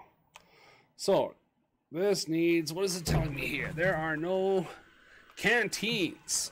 So it's the one thing it's complaining about now is it needs a canteen, which we're going to put here. So room, canteen, voila, kitchen, Voila. Alright, so kitchen needs 3 things. Stove, fridge, and a sink. Also needs bins if you don't want garbage everywhere. So I usually will go 1, 2, grab 2 fridges, 1, 2, and a sink. And I'll just go 1. And there we go. So you can see now they're taking stuff out of storage and what's coming for deliveries. And they're going to put all that stuff in place. Not doing any flooring. We'll wait for that to get finished too. Okay. Now a canteen also needs 3 things. Actually, we'll get a bin over here. I want to put a... Bins cost a bit. They're $20, but you definitely want to have bins. So we'll put a bin there. And we'll put a bin there. Then I'm going to put bin there, there, turn around, there, and there. And I'll show you why I'm putting them there and there in a little bit. Okay, so now this is where the area, this is the area where we're going to require a lot of power. Not so much water, just the sink needs water, but lots of power for these appliances. And we're going to be adding some metal detectors to our canteen, so that's going to take a lot of power. And we got another note down here. Let's grab that note. Alright, more notes. Gotta love them notes. You usually only have 1 at a time, so if you find 1, you're not going to usually find 2, but always look anyway. It's just habit. Okay, so now that this kitchen is ready to go, you can see they're starting to stock it. It has no power though. So we're going to go ahead and grab some objects for the canteen. First thing we need is serving tables. So put in a serving table. We need a bench. So we're going to put a bench, and a bench, and a bench, and a bench, and 2 tables. That's all we're going to put in the canteen right now. That's it. I said no more than you nothing more than you absolutely need. We can expand. We've got room to grow in here. These are important rooms.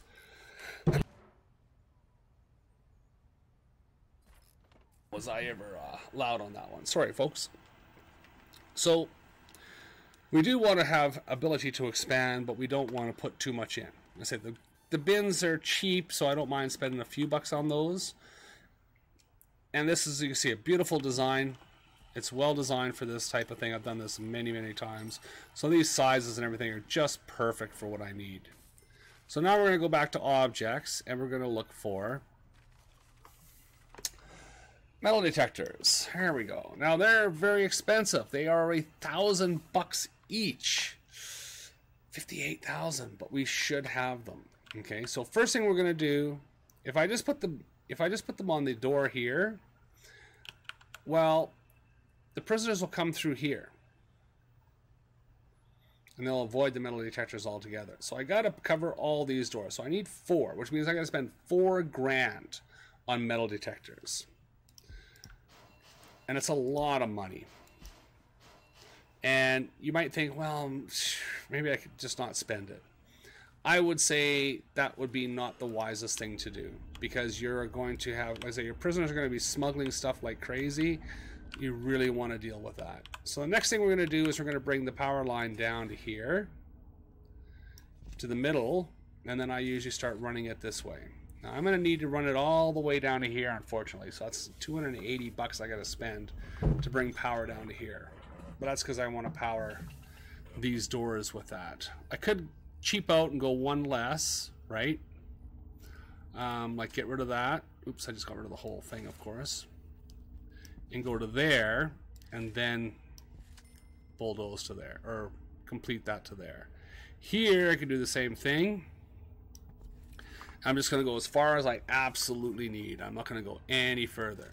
You can build power lines in walls too, no problem there.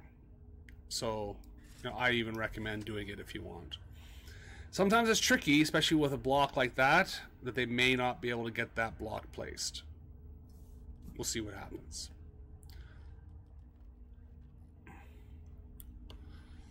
But otherwise, our kitchen and canteen is ready to rumble.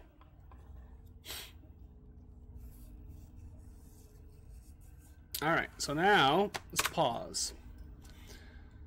We need a yard. So a yard is easy. We just got to declare the space. Okay, so I usually go one inside, whatever I've claimed. Voila, there's a yard. It will qualify as a yard because it needs to be at least 5 by 5 and it needs to be secure with a door. Same as a shower. And the shower won't be a shower if it don't secure it with a door. Oh, one of the things we do need with our shower, you could get away with it, but it really helps. Just put a couple drains in there. That's $40 you could save. It's optional. You don't have to spend it if you don't want to. But I would spend it just to keep their cleaners a little bit. Give your cleaners a little less work once you get cleaners. So we're going to go ahead now and build a fence around the yard completely, and then we're going to put, I'm going to go with single jail doors here and here because they're cheaper. Okay, let's do it. And that's our yard. Okay. So now we just need to hire an accountant. So let's go to staff. And you can see we've got a whole bunch of people in here now that we can hire. Let's hire the accountant. Accountant I'm going to put down here and make her walk. So there she goes. So now I have the accountant. She's probably claimed her office already. So let's go into bureaucracy and I can see, you know, all the things I can get. So, extra grant. This is definitely the first thing you should be getting with her right off the bat. Spend the $500, get the extra grant. Okay, as soon as we unpause, she'll start researching that. He has a whole bunch of stuff that he can research as well. And they're all important, so we don't want to let them down. But right now, the next thing we want from him is maintenance. So we'll put 500 on that because maintenance is critical. We can get our groundskeeper, we can hire janitors, and then we can get prison labor. So that's very important to have. So this is next. Okay. Surveillance is not important at this stage. So don't even look at these things over here. This is just waste some money over here right now. Some of this we may not even get into. Psychology we're obviously going to have because we need to have the psychology. So that would be one of the things we could get next. Prison policy is probably the next best thing to have because this allows us to tailor how we treat our prisoners. But it's $1,000, something to do. Same with micromanagement. It's another thing we want to do to help manage the prison better, and it'll give us some abilities to do that. These will give us even better control over enforcement, but that's, like I say, later down the road, and they're very expensive. So health is almost important because as you start getting injuries, which is going to happen, you're going to need to get healed. But we don't really need that right now. We don't have any prisoners. You know, health we can worry about when we have prisoners. And there's a grant we can do for that, which will help us acquire the money we need for that. Psychology is probably the next best thing to get because as we bring inmates in, we want to know about these inmates. And our psychologist is the one that's going to teach us how to do that. Education is obviously also next, but it's $2,000, so we could really leave that one here for the moment. We don't need that right away. And legal, very handy for a later game, but you can see very expensive stuff, so we don't need it right now. And $5,000 is just a waste of money for someone at this point. So the warden's working on that. Finance person's working on that. I have security now, so that means I can actually hire a chief. And once I have a chief, I can get him working on those. So let's do that next. So let's pause here. Another office. Where's office? There we go. So we're going to put the chief. Oh, we'll put him down here. And staff. Chief. There we go. Another 1,000 down the tubes. Unpause. He claim the office here in a second. There we go. Chief now has an office. Now that he has an office, I can now utilize him to start researching one of these things. Deployment's the most important. Where your staff, where your guards go. That's number one. Intelligence is probably just as important because this finds out what's going on inside your prison. But that's mostly for later on stuff we could use. Patrol's also going to be very handy, so we want to do that as well. But right now, none of these are totally really important for us to get right now, so we could ignore them for the moment. And I would actually suggest that until we finish these first two quests, or grants. Now, one we did finish. Oops, let's pause again. One we've finished, and now we just need to finish this one, which is hire 2 guards and hire 2 chefs. Okay, so let's unpause it. We do need to get utilities fixed down here. I got yard over here. Why have I got yard over here? Oh, I see why. So we're going to fix that. Get rid of that. I made it too small. But that's all right. We can leave it like that for now. We don't need to necessarily spend more money building it. Let's go to utilities. I need water down here. Now I can't just, I could theoretically just pull a single pipe down here, but that's not very wise. So I'm going to spend the money and build this line down here.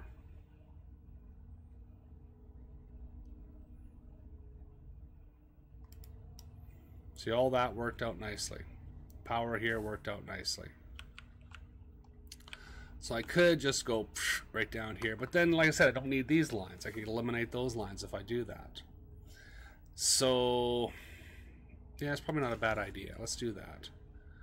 And then I can go 2 over, and then I'm going to dismantle that,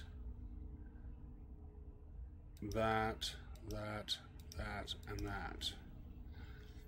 Now's the time to fix it. So I'll recover these small pipes, which I'll use eventually.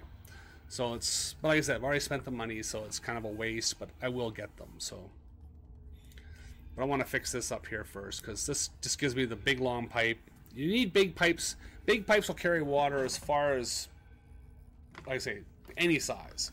Little pipes have a short distance, so they'll only cover so much before they just run out of real estate. All right, once we get that fixed, now there we go. Now I've got. How come I don't have? What the heck?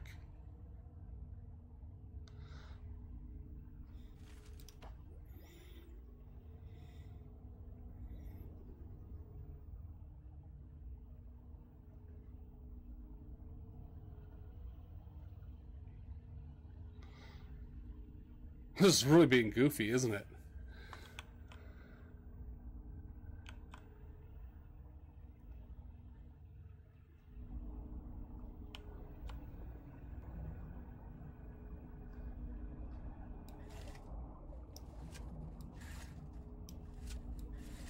So you can't waste money putting pipe where you don't need it, so.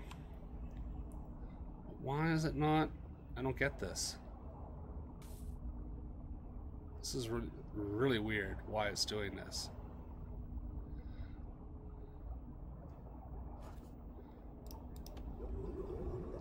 There we go. I don't know. I don't get it at all. Okay, so now I can bring the small pipe down here. I'm just going to bring it into the sink for now. Now what I should also do here, but it's a waste of money I think at this point. And the sprinkler itself is cheap. It's 20 bucks. So I put a sprinkler over every 2 stoves I've got. So I put one here, put another one here, and probably put another one down here for 3. But then I got to run pipes to feed water into them. I don't really want to do that yet.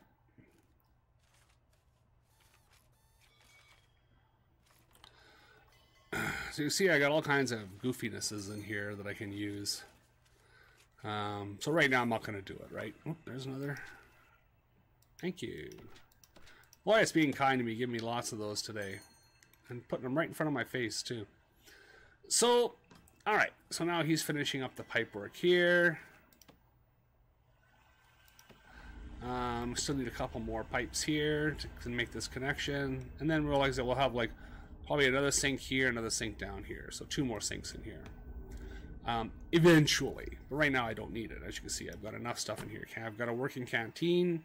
Got a working kitchen, I got a working holding cell, got a working shower. Now I can hire 2 guards and 2 chefs. Chefs right now are the most important. There you go. Now that quest is done. So now we can go back to our grant page. You see I've got a whole whack of stuff in here now I can look at, right? So what do I want now? Well, staff room.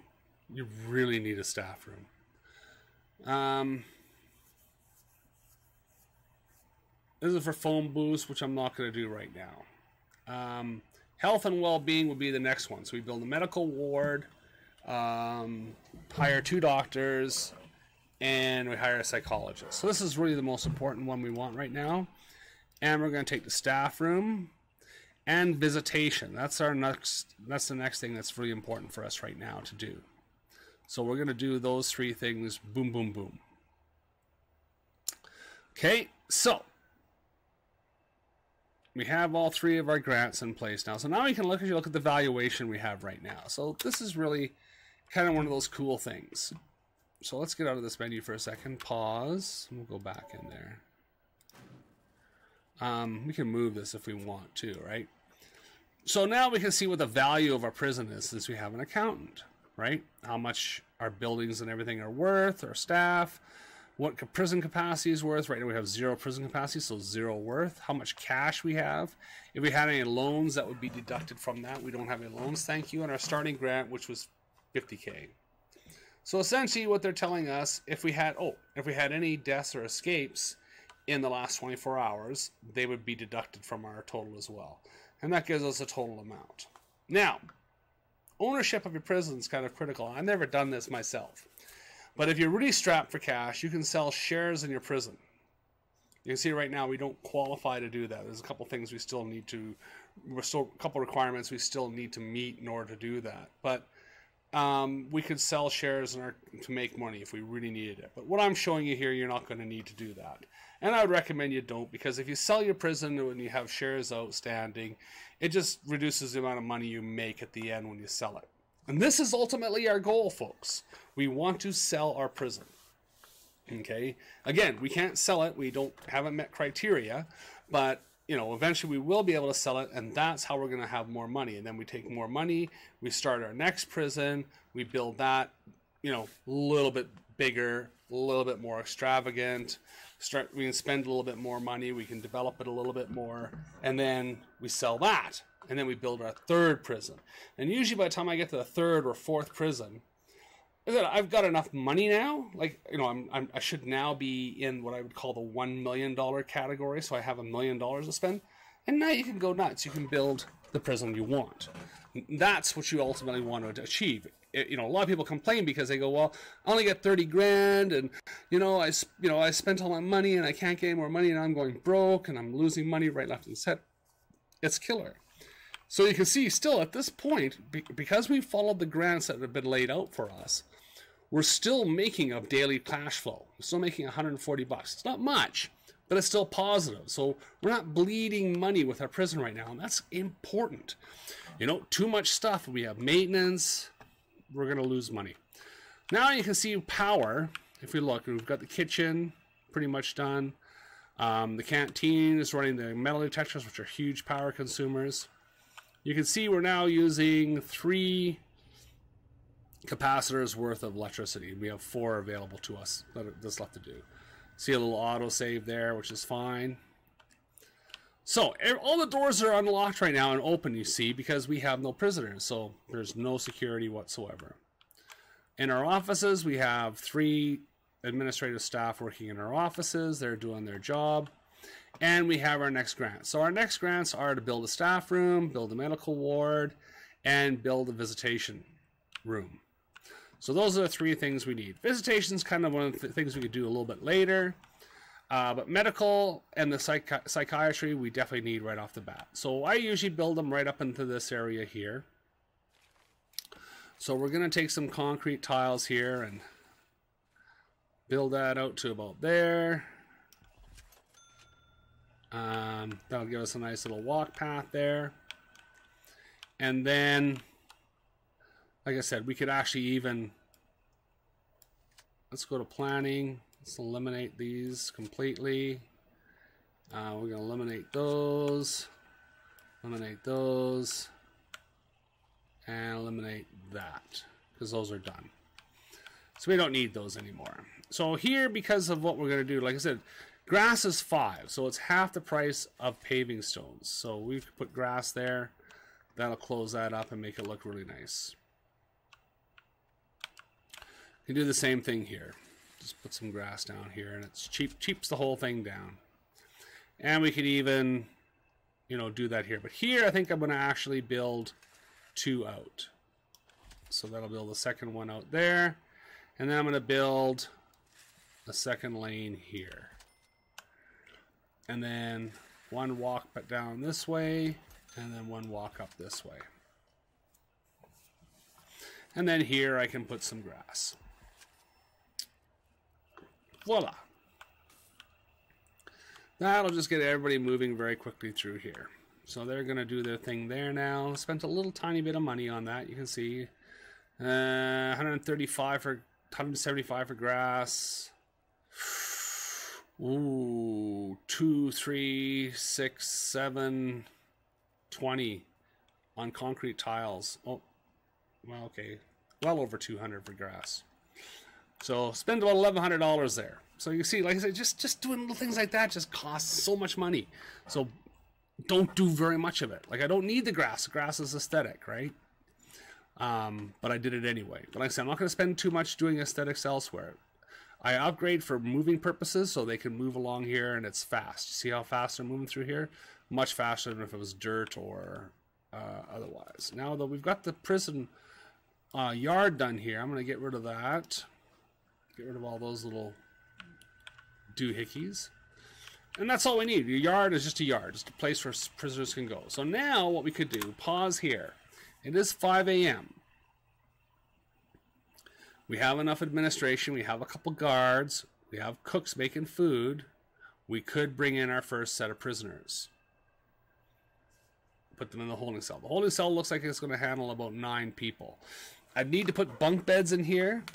So I'd have like 2, 4, 6. And then that way at least I have some beds. Bunk beds are so expensive. So I'm not going to. Like I said, my next step will be to build the a cell block. And usually I build my first cell block before I bring prisoners in. And that way at least I have the holding cell. I can bring the guys into the holding cell right off the bat. They can do their thing. The other thing to keep in mind is make sure these guys are busy. Right now, none of them are doing anything, as you can see. So if we go into bureaucracy, we can see, yep, he's not doing squat. He did maintenance. Maintenance is done. She's done the extra grant, so I now have that. But what else do I want? Well, the bank loan, $500. If I do this, I can now borrow money from the bank if I really need it. But again, you don't need it. Like I said, I'm going to show you you don't really need that. Tax relief is very handy, but right now it's too expensive. So we're not going to bother with that. So we're going to go with the psychology because we want that, and health because those are the 2 things we want next. And that's only going to be the warden. Other than that, this is the big dollars. Cleaning. I need a foreman. See, I can't do that. So I'm going to cancel that. But I've already spent the money. So I need to buy a foreman. So first things first, let's get a foreman. And I forgot to declare an office, so we're going to make an office for him.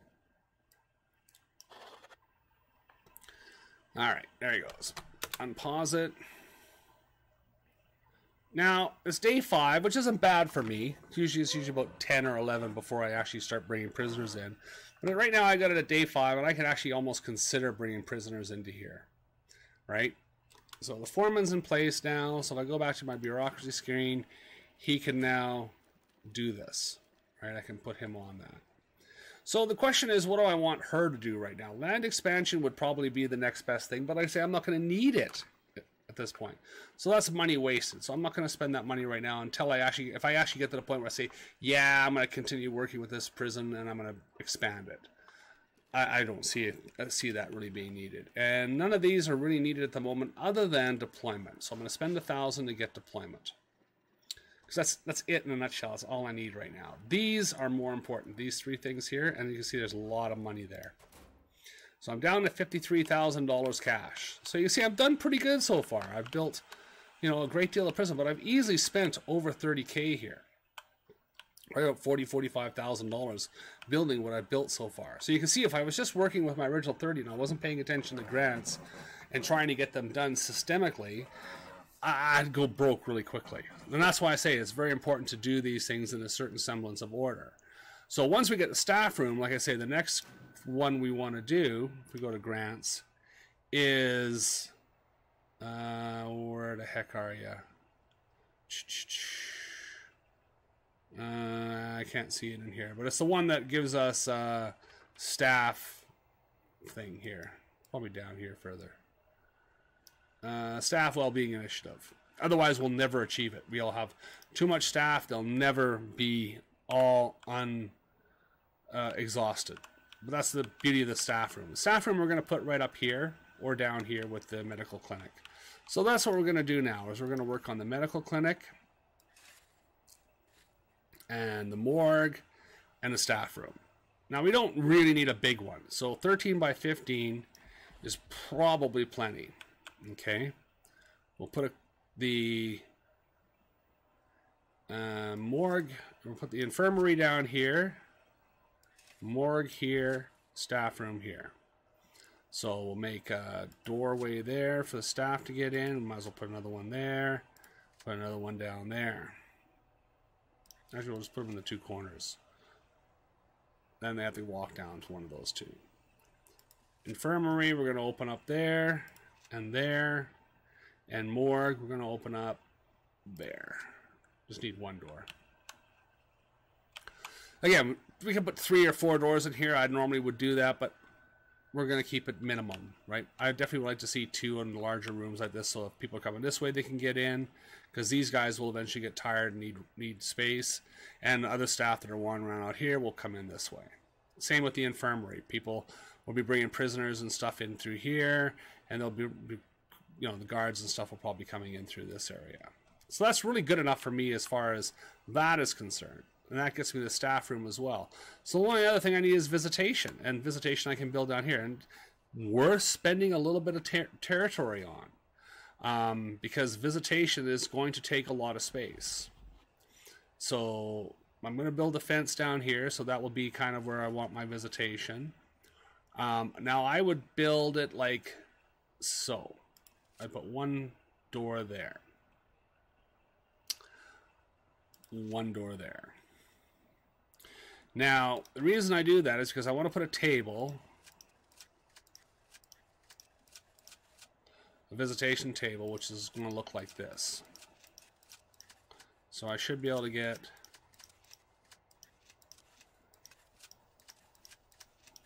and if you're not sure, like you go, well, how do I know how big it is? There'll be chairs on either side of these, but go to the objects, find a visitor table, click on it, alternate it, and see. Oh, it's only 3 by 3. It's not even 4 by 4 or 4 by 2, 3 by 2. Not so I could actually put more in here. I could actually see. I could now. I'm seeing that I could do a little bit differently. So let's go back to planning, objects, erase all those objects. And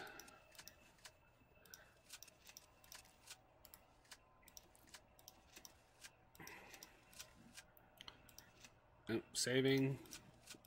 Game will freeze while it's saving, so that's something to keep in mind. This is ridiculous. I don't need 6. Right off the bat, I'm only going to put 2 in here. But like I said, it's good to have, like I said, plan for future proofing, right? And because of this, I could actually reduce this size by 1, right? There. And this gives people enough ability to walk through here. Now, ultimately, I'd put a metal detector in here. These buggers will smuggle stuff in through here as well. See, and you should spend that money because it just reduces the amount of stuff you're getting in. It's not going to eliminate it, but it will reduce it. So first things first, always make paths. So do that. That gives me paths into there and into there. and now I can build. So I'm going to go in and do brick. Build that. And I'm going to put a jail door on this side and a regular door on this side. I should put a staff door on this side, but a regular door will do the trick. This way, people, guests, as they come in, they'll just be able to walk into here and sit down. Prisoners will have to come in through the prison, through the jail door, and be let in through a guard. So that room is done. Now let's do the other one. And this one here, I'm going to do brick as well. So you can see, I'm not really spending a lot of time making sure everything's laid out nicely and neatly and lines up with everything. I really don't care. I know there's going to be some autistic people out there that are going to go, my God, Grader, what the are you doing? Like, that's just so horrible. I mean, it's like looking at a horror movie happening. Okay, you're being a little over dramatic, but I don't really want to have a lot of things here. What am I trying to say?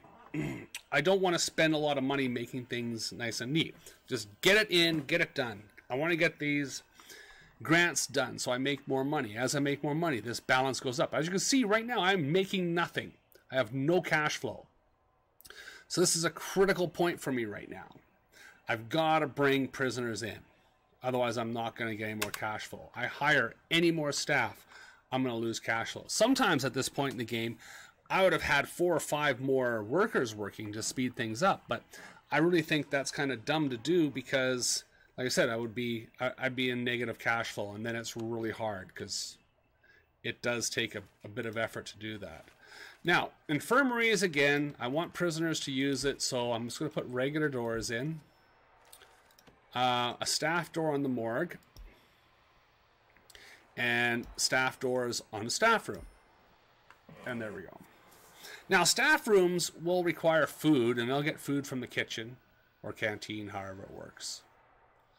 I'm not hiring any more kitchen staff or guards right now. 2 is enough. So. And you can see up here where it shows me my current level of guards, right? I have 2 guards, and because 2 are available, which means they'll do anything that needs to be done, they have not been assigned, which I would do during deployment, which I haven't unlocked yet. As you can see, it's still locked. Logistics is locked, intelligence is locked. Prison grading, I can't do squat with at the moment. And this is the main menu, which we're all familiar with here. So we don't need to sweat too much in there. Now it is 6:41, so if we really wanted to, we could consider at this point bringing prisoners in and putting them into here. But I'm going to wait because I got the visitation being built right now. And I'm going to start putting a cell block in down here. And probably we should put one over here. Would probably be a better place to put the cell block. And I'll show you what we do with that. Now, 2 things I do with my first cell block is I make a tiny little cell block, and I put in solitary cells. Solitary cells you're going to spend money on, and you need them because disciplining your prisoners is critical in this game. Again, the yard is nothing. I'm not doing anything with the yard. I could put grass in there, which is a good idea because the prisoners like grass. I could put benches in there. I could put weight benches in there. I could put telephones in there. Now, phones I'm going to put in there, and I'll probably put the rest of that stuff in there at the same time, but I'm going to do that with part of the quest. Now, that's part of the bonus quest, but, you know, just so you know. So anyways, I could put more, like I say, I put more prison cells down here if I wanted to. So you can see I still got, you know, even though I picked a small map, I've got more than enough here happening here. But, I mean, this is the beauty. I'm on day 5, which is still early in the game. I'm not losing money. I have a 0 cash flow. Not great. I'd rather have a positive cash flow, but I have, you know, I'm not losing money through cash flow at the moment. And I still have almost $45,000 in my bank account. So, I'm going to take a quickie break here. Jaden Days, hey, how you doing? Good to see you. Thanks for stopping by. I'm going to take a quickie break here. We're going to do probably about a 3-4 minute break here as I take a refill. I'm going to kick over to the break screen so you guys can, you know, relax and do all that fun stuff. And we'll be back in a couple of minutes. So don't go nowhere. We will return. So If I did commercials, I'd do them at this point too, but I don't do commercials. So you can just have a nice quiet break and listen to the drone of the prison. But I'm going to let it run. Actually, it's on pause right now. Yeah, I'm going to let it run. We'll be right back.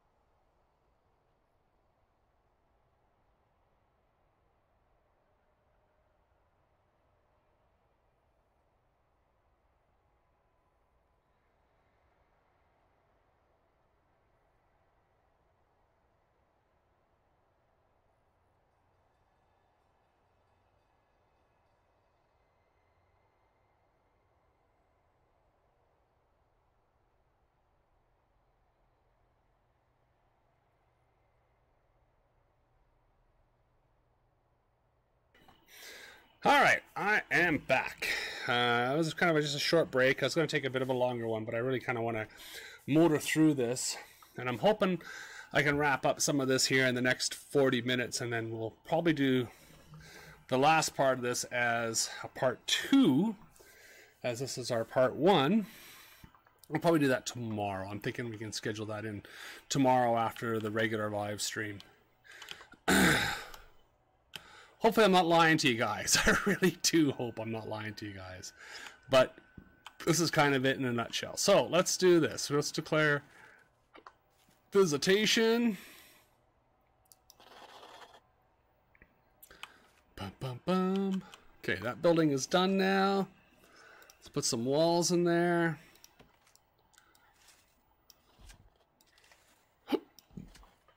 You see, we've already got power in that room because it's close enough to the power lights. Actually, I think the power lines going through there. Oh, look at that. Right along that wall. So,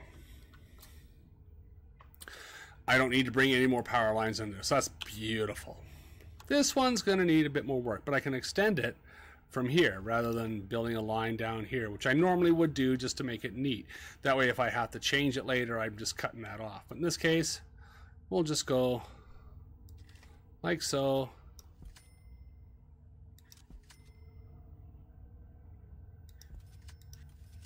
Actually, let's get rid of that. And we'll go to here.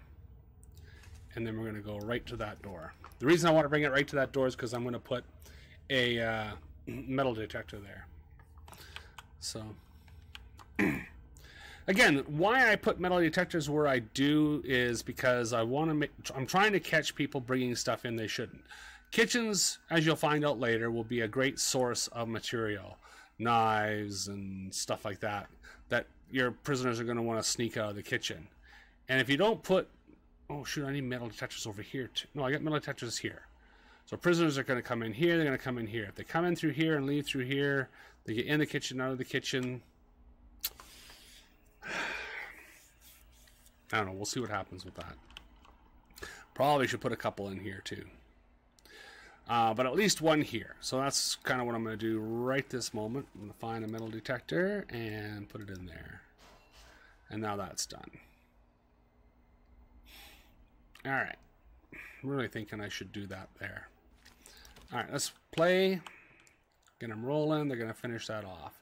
So otherwise, like I say, we've pretty much got, you know, everything done. We still have $43,000 at our disposal. Let's sell this. Can't sell that. Can't sell that. Yeah, there's a door there, but we can't really do much with that. How's our power station doing? Power station is doing good. We still got four capacitors to go. Okay, he's deploying, researching. Accountant's doing nothing. So let's pause. Go to bureaucracy. What is the accountant doing? Okay, so she's just done the extra grant. We could do the land expansions 1,000. Like I say, it's probably not something we really need right now. The bank loan might be handy, but as I said, I don't need it. We're not going to need the bank loan. Tax relief we will need, but 10 grand is something we don't need to spend right now. And that's all she can do. So I got nothing for her to do right now. Micromanagement. I could use for my prisoners, but I'm going to leave that. 1 hour 16, he's going to have the cleaners ready to go. 32 minutes, a psychologist can be hired. Deployment will be ready shortly thereafter, and then health will be coming up. And that's going to be our big thing right now, is getting the doctors. So we got everybody in here right now. Actually, I think I can do a cleaning closet now, can't I? No. Common room.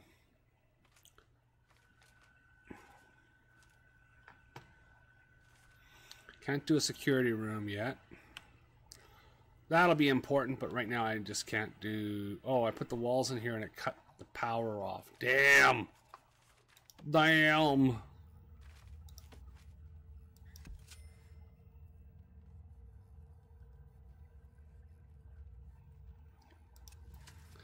So like I say, again, I try to go with cheap, cheap, cheap. Just as little material as I need to spend. As I say, they just spent $70 there on that little bit of electrical cable. $70. Of course, in the real world that would be like $1,000, but still, $70. $70. There you go, metal detector. Okay, I sold an object for $100. I made $100 back. Oh, sorry, I only spent 60 on electrical cable. Not so bad. Not so bad at all. I could get rid of that. Let's do that. Get rid of that piece. Unpause. Everything looks good here. See, I could put metal detectors here. I really think I should. Probably put a metal detector there too, but that's going to be public, so need tables, visitation tables. So I always put the one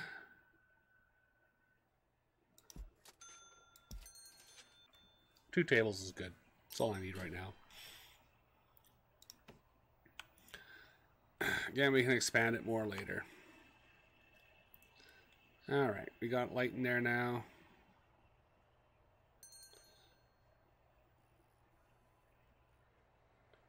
Voila. Beautiful. Alright, everything's got power here now. So you can see we really haven't done a lot. Oh, there we go. I got $500 for a grant completion. I don't know what I completed.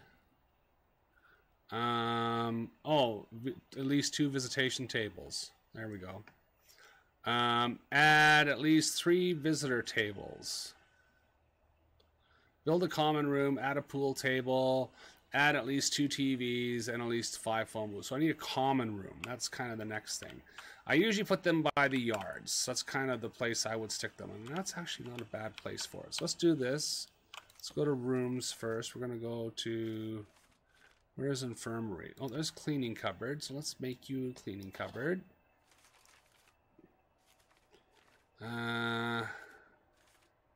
Staff room. And I can't do the morgue or the infirmary yet, but that's okay. So, next thing I can do is down here. We'll do concrete.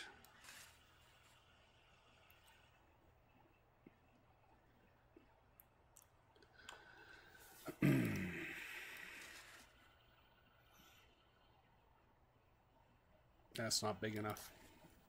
Shoot. Shoot, shoot, shoot. So I have to put it down here, I guess. Or down here.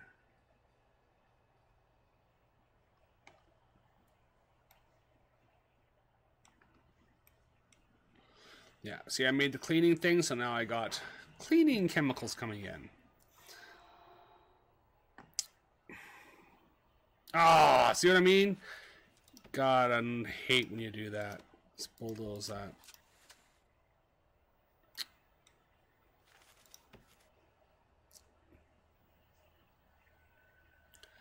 There he goes. He's gonna go deal with it now. Bloody hell. That was stupid of me. Waste of money there. There's $100 down the tubes.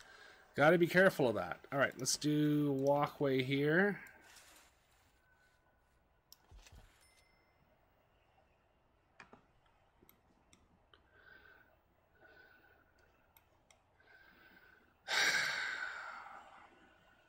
I mean, common room down here would make sense.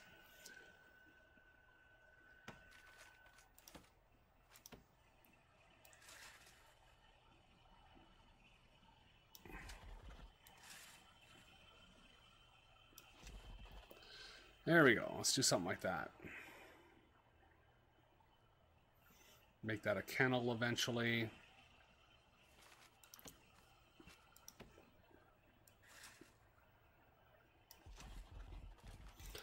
Always use large jail doors. Very important. Just make one, and we'll let them build that. That'll be our...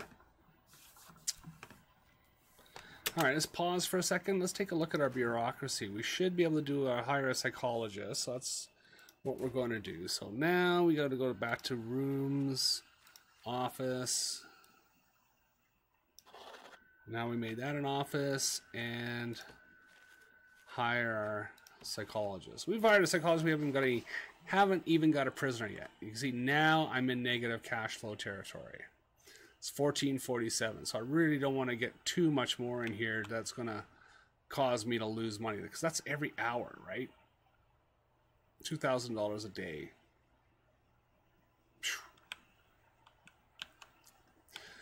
So let's unpause that. That'll become a psychologist's office.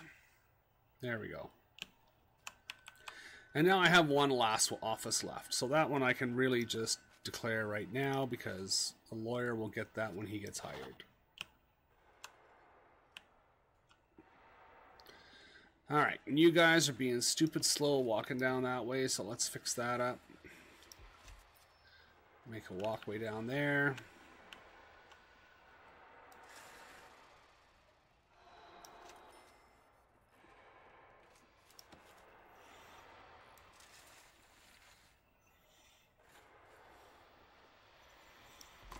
There we go. And we'll build that fence up. Oop, I got another note over there. Well, I'm sure getting them, I tell you. Lots and lots and lots of them. So, all right. So,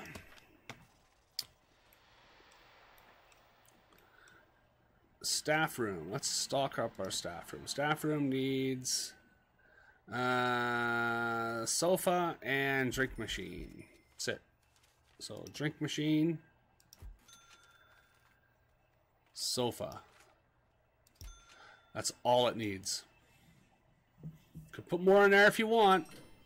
Waste of money. Serious. Like, you get no added benefits for putting more stuff in there. It just looks better.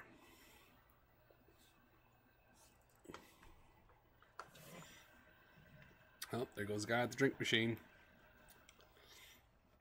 Alright, so that's done. We can get rid of the little bit of planning material there. We now have a common room, so we're going to mark that a common room. And hopefully it's good enough size. Let's make sure it's going to be big enough. If it isn't, we'll extend it a bit. And it seems fine. Concrete walkway. We're going to do a 2-path to here, so that's $80. Now, let's see what our utilities are going to be like. Well, they're going to have to get one into here anyway for once we get the kennel. We still got to get into here. So I'm thinking just straight down like so.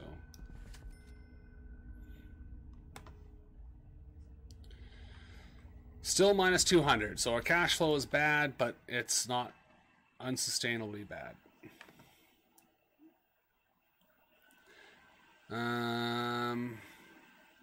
So staff room's almost done. Oh, actually we do have it. What do we need? Oh, wide sofa. I got the wrong sofa. There we go.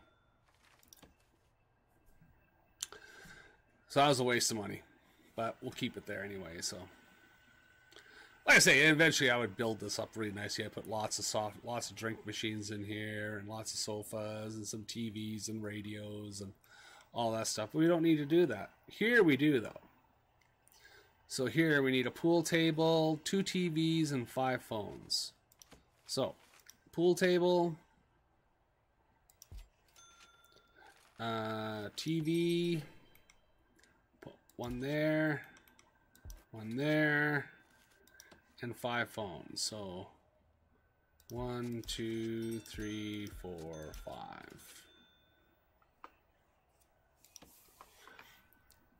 5. There we go. At least 3 visitor tables. So I need 1 more visitor table.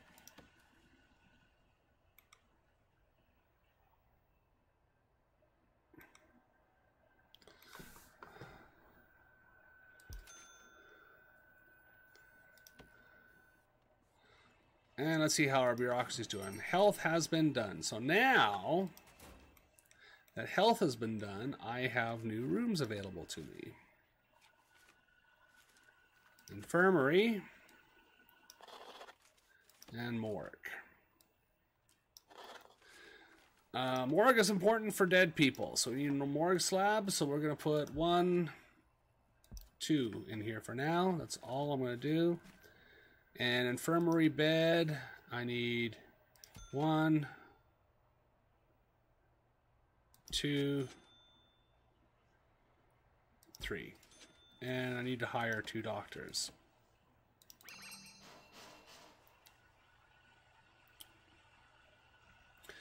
Now I'm down to minus 400 on cash flow. It's really going to start to affect me. But at 1945... Day 5, still great day 5. We will have a few more. We're actually going to go into intake and take. Whoa, we don't want 49. See, right now I don't have. So I have to go. I got $2,800 for that. That'll bring your cash flow right up. Let's take 8. And then that way I got 8 coming in. That'll pay me $1,600. Or sorry, $3,600. So there we go. Our infirmary's ready to go. Morgue's ready to go. Staff room's ready to go. Common room's ready to go. Visitation's ready to go. We finished off 2 more grants, so we could take 2 more. At least 3 wide sofas in the staff room. Okay, so we want 2 more wide sofas up here.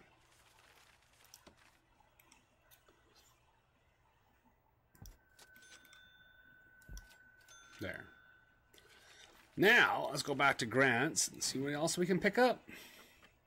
So I say, this is how you're going to make your money. So now that I have the staff room, which is in progress, right? We want this one.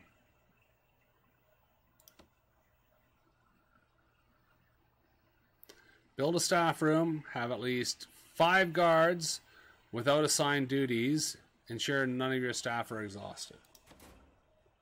So, everybody's going really good right now.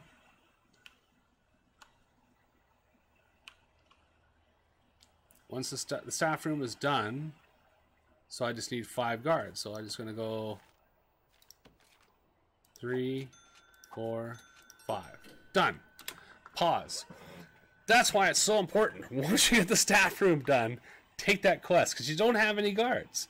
You get 30, 40, 50 guards, they're always going to be someone exhausted, and you'll never finish the quest. It'll sit there forever. That's why it's good to get that one done right away.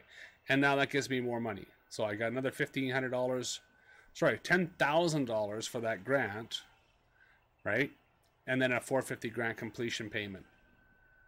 And that paid for my guards. I'm now really hurting. I could lay off the guards, but 5 guards isn't unreasonable, especially when I'm going to get prisoners in the morning. What I need to do is get my cash flow up. And until I get the prisoners, my cash flow is not going to jump back up. So you know, that's not much we can do about that except just grin and bear it for the moment. All right, so we've got that done, that done.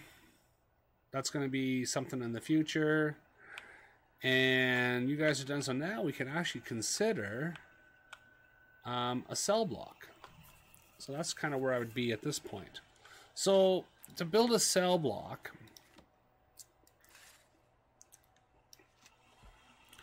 let's build a wall here. So 1, 2, 3. 1, 2. We could get away with 1. 1, 2, 3, and 1. All right, so now what I've got here, as I'll show you, this is just a simple way to make a cell block. Really not much to it. You do really ultimately want to make better ones than this, but this will do for now. This is way too large, so I'm not going to make it probably that big. I'm going to make that a door. And those aren't going to be doors. So first what we're going to do is we're going to make these solitary. There. Now we go 2, and we build our cells.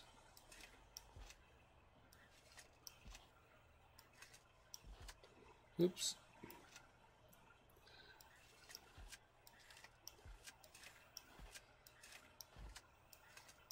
Now this is really the smallest cell at this point of the game. The smallest cell we can make is a 2x3. Okay, they are not liking a 2x3 cell. Trust me on this. But that's the smallest I can do. So let's get rid of all that. I'm going to build a wall there. And I'm going to continue to make solitary here. I don't have to, you know, completely do this all up. Take that wall out, and now I'm going to put a wall in there. And I usually put a wall in there just to create some separation, but bad idea, because now you just give them hiding places to sit back there. And now I have a shower. So make places for the doors. So this is 1, 2, 3, 4, 5, 6, 7, 8, 9, 10, 11, 12. So this will house 12 prisoners.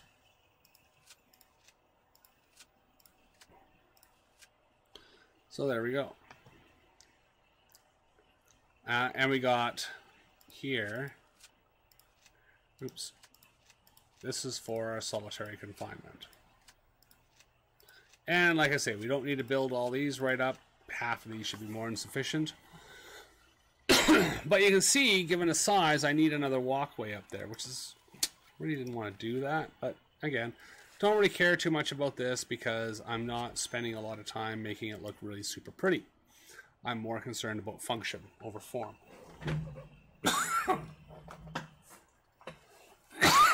Sorry about that. Okay. We are doing fan-freaking-tastic. He's just awesome here at the moment. Oh, pause. Let's run. Let's run. Okay, so he's going to do... Where are you... Oh, you're taking it to the staff room. So that's going to finish that quest. I got no grants at the moment. Alright, let's do the grants. Let's get some grants up. Contracts, cell block A.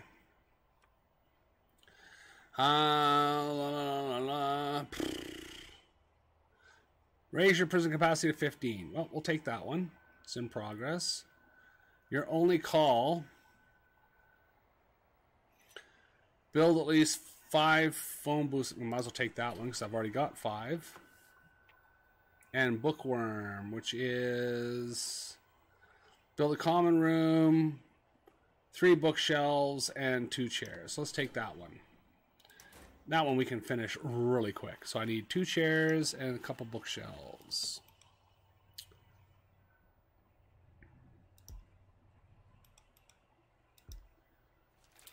And bookshelves, where are my bookshelves? There they are.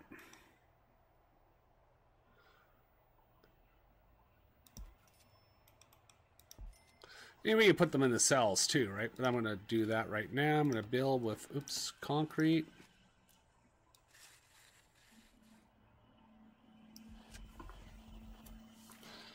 Put a big door there.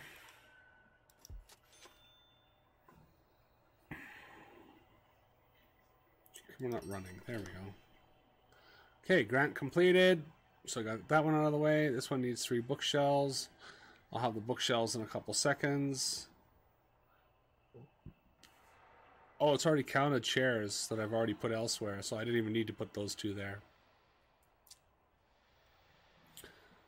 So raise your prison capacity to 15. 1, 2, 3, 4, 5, 6, 7, 8, 9, 10, 11, 12. So I should have made this a little bigger, but we can do all that later.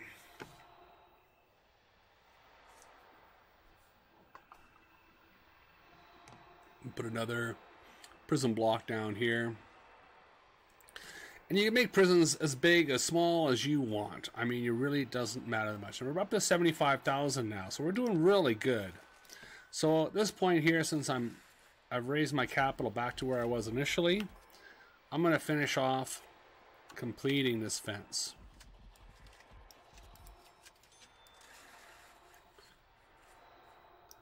There we go. And that should get rid of all the remaining planning we had to do here. Get rid of that. Beautiful.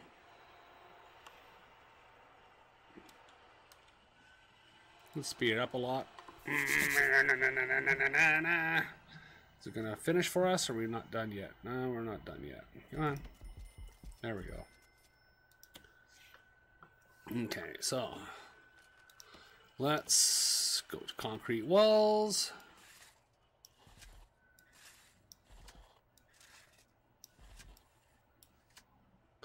Yet, oh, I did that too. Can I undo that?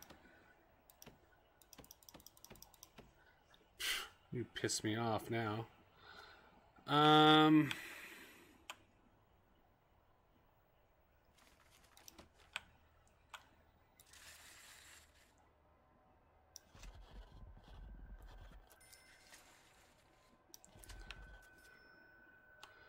That was not what I wanted to do. Damn it. You're not cooperating. Okay, finish that fence.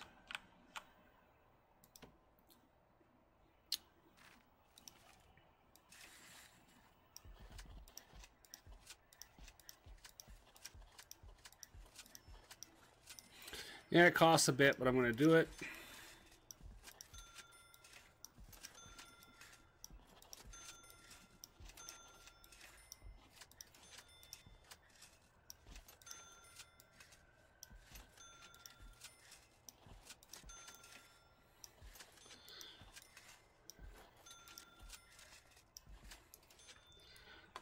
And there we go.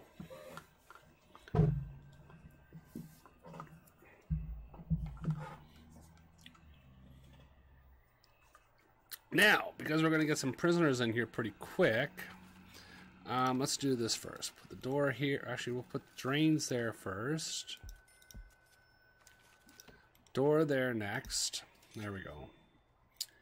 Now our shower is ready to go. We can shower heads. I need 12 shower heads. 1, 2, 3, 4, 5, 6, 7, 8, 9, 10.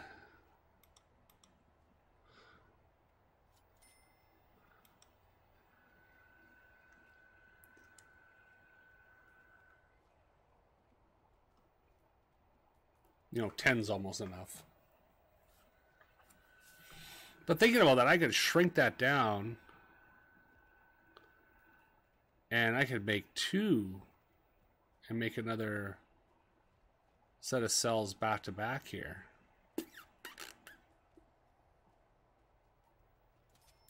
Yeah, let's do that.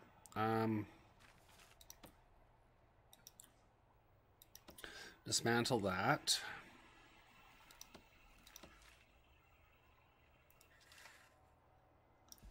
There. Another door there. Now I can do shower heads. So I've got lots of right now. 1, 2, 3, 4, 5, 6, 7, 8, 9, 10, 11, 12. 1, 2, 3, 4, 5, 6, 7, 8, 9, 10, 11, 12. All right, so now we can do the next best thing, which is to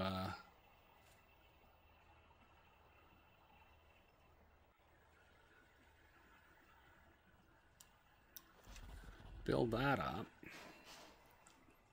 But actually, I don't need that space. So let's do that again.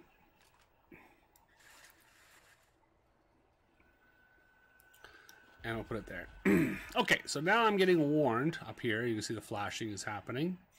Telling me, hey. You got prisoners arriving soon. Get ready. So now that I've done that, I'm going to grab toilets and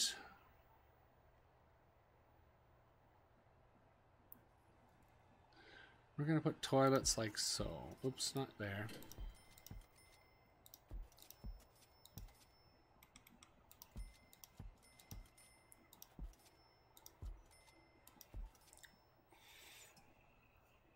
And beds.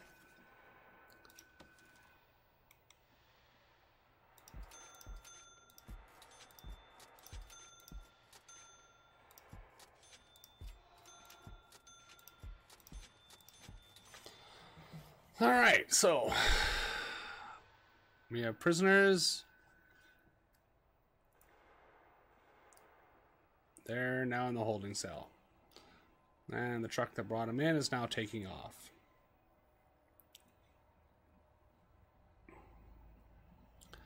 All right, so this is done very, very nicely here. I'd like to do this in a second, but it's going to take a minute or two. Oh, well, it's going to fail because there's no way in there. I should have built it before they put the door on. But unfortunately, I got to... Solitary doors are 500 a piece. So like I said, you don't want to put more in here than you need. So I'd say let's put 2 in here for the moment. Go to rooms... solitary, and those 2 rooms are solitary. That wall's finished now, so we're going to build showers. There's 2 showers here. There we go. And let's lock these doors open, otherwise it's going to be a pain in the butt. Did I put a door in here? Yeah, see, now I gotta wait for him to open it. I can't access it until the guard gets over here and opens it. That's why I like to keep these open, because otherwise I have trouble. There we go. Lock open. Lock open. Lock open. Lock open.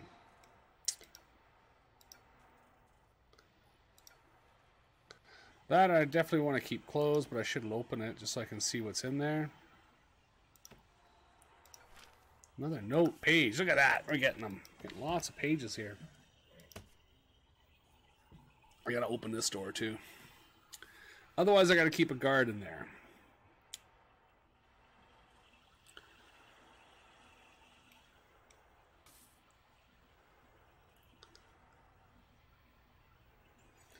So, other than that, it is looking very, very good at the moment. So, 3 bookshelves. Oh, I need 1 more bookshelf. I got 2 in there.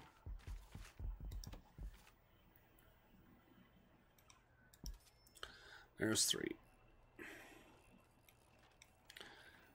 All right.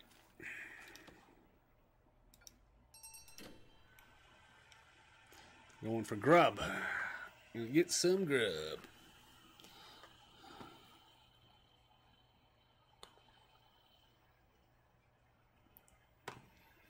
And we're going to get another 8 tomorrow. So now utilities. So it'd make more sense to bring the utility line down here because I'm going to have probably more prisons down or more cells this way. So we're going to do $675 to here.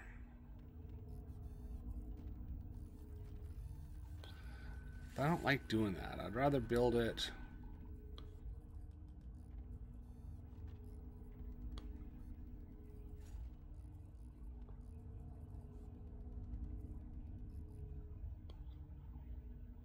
Well, it really doesn't matter. So build it to there.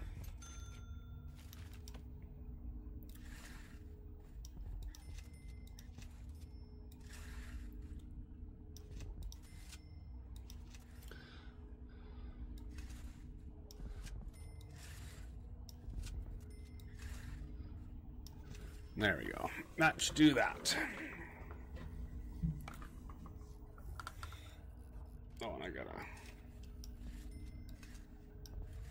Voila. Okay, so I have 2 solitary cells there ready to go, which is good. We need them. These cells are almost done. These ones I could start building.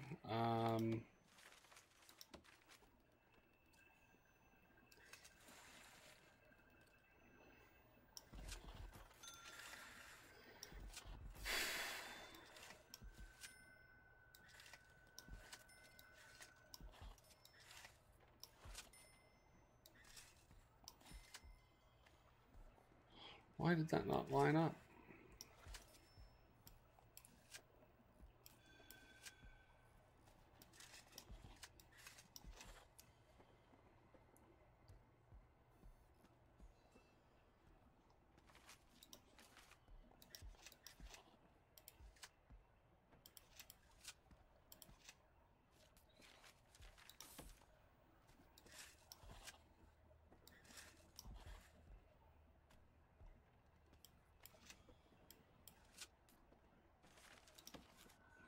Let's open that door.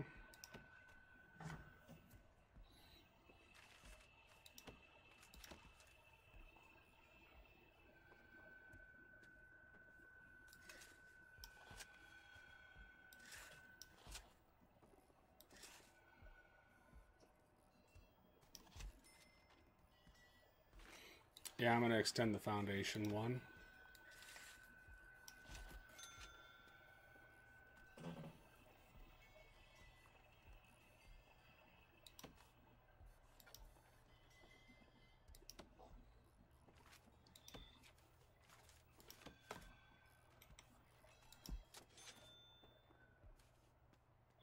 And I'm out of room here, but that's a whole other beast here. So let's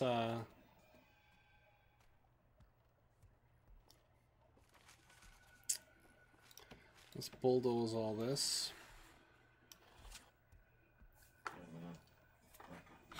That'll bring it down to a nicer dull roar amount. So, okay, now we need to build this up over to here.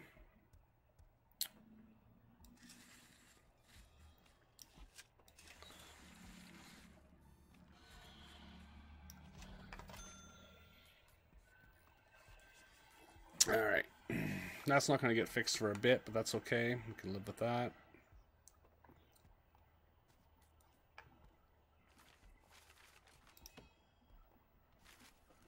Jail doors.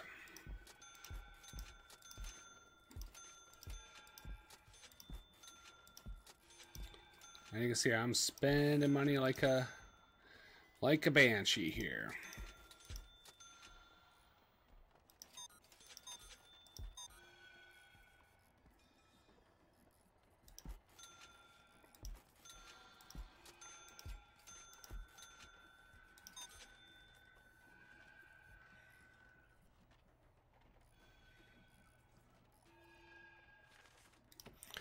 Build the walls.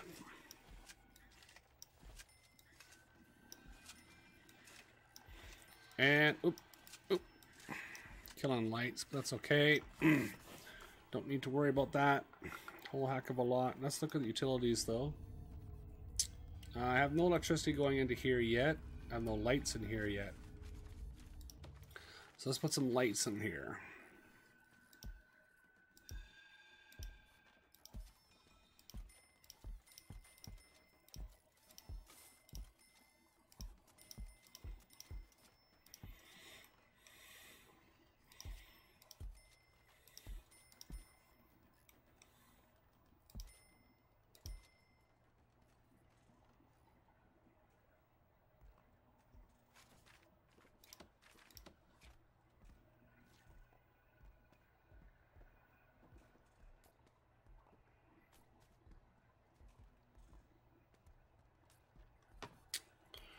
Do.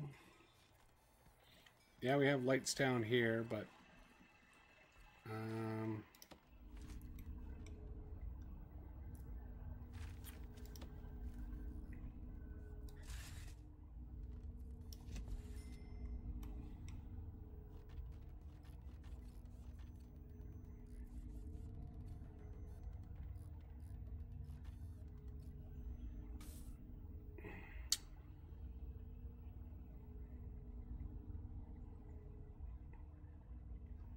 speed it up. Come on, let's go. Let's go. Let's go. Let's go. Let's go. Let's go. Let's get this done.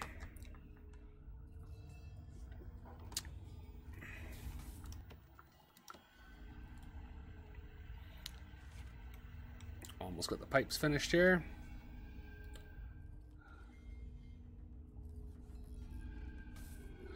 And we're done.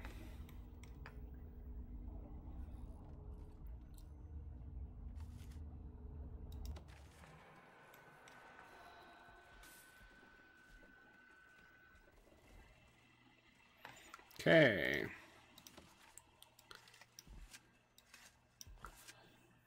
Get rid of those and jail door.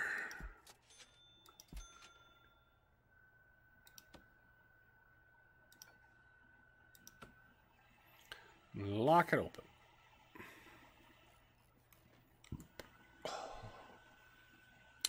Well, you know, that wasn't bad for power. That light there got all the way to there, so...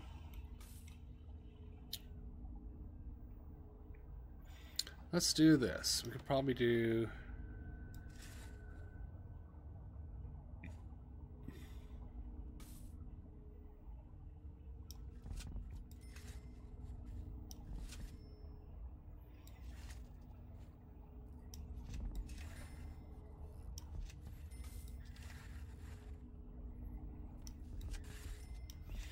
There. It's a lot, but a lot of money too, but I don't really see a simpler solution, and that should cover us for lighting. Water looks good though. We're gonna need to do more for water, but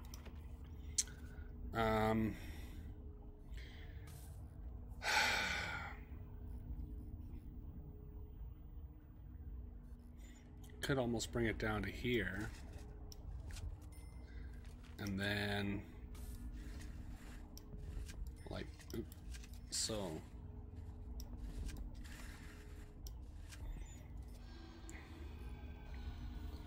All right, let's put objects in there, pause that.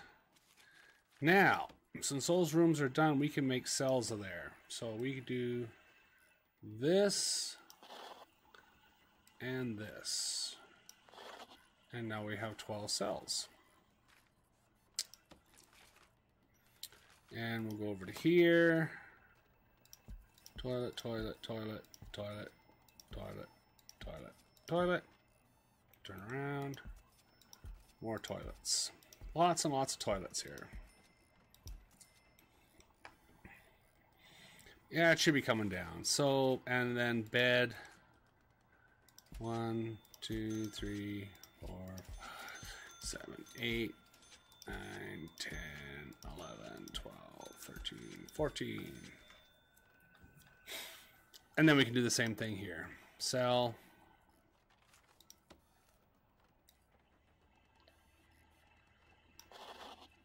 And cell. And resume.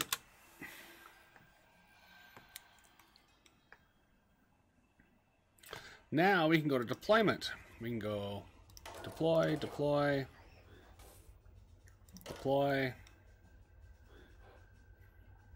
deploy, deploy. And 1, 2, 3, 4. I now have five guys deployed. I want one in there, and one in there. So now I need time to hire more guards, even though I'm making 1,100 now. So, okay, so now I have 1 or 2.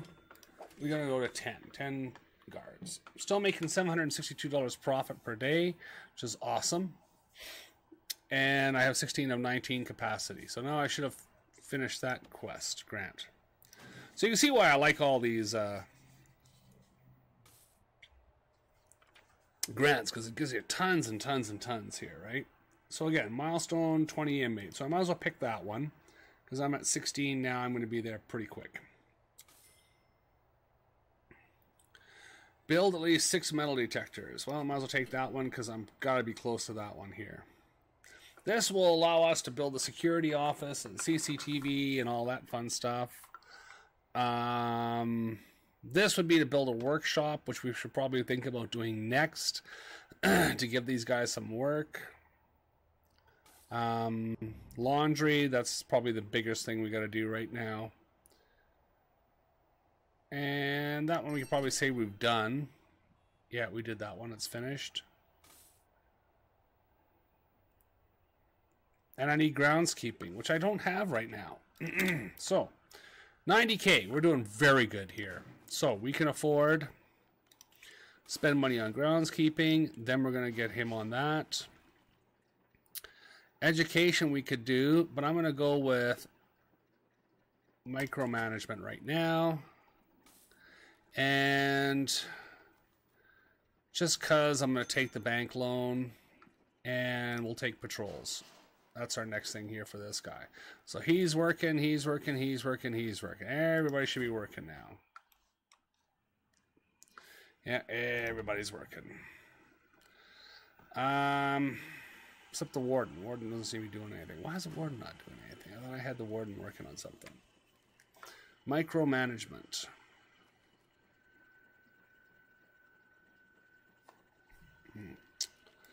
Don't know what's going on there.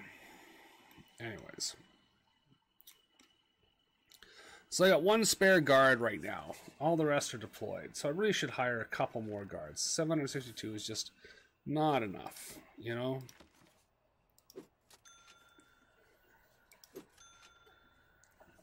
Alright, that gives me 4 spare guards other than the ones I got deployed. Because I'm going to do... I can't do the lawyer yet. Haven't got any of the other ones yet, so. Alright, so I got those 2. And I think laundry is... We'll do this one. We're going to put some weight benches in here.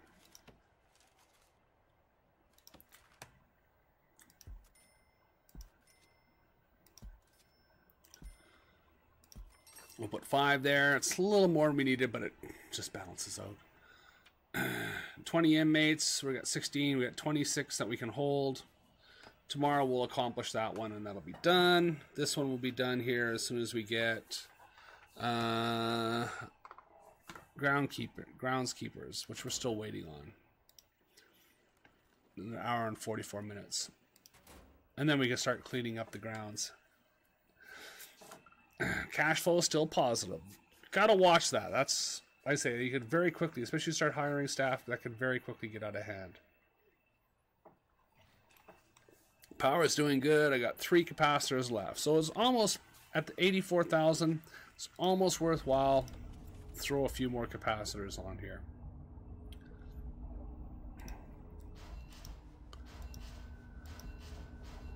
So I'll put another 4. And that still gives me room for 6 more.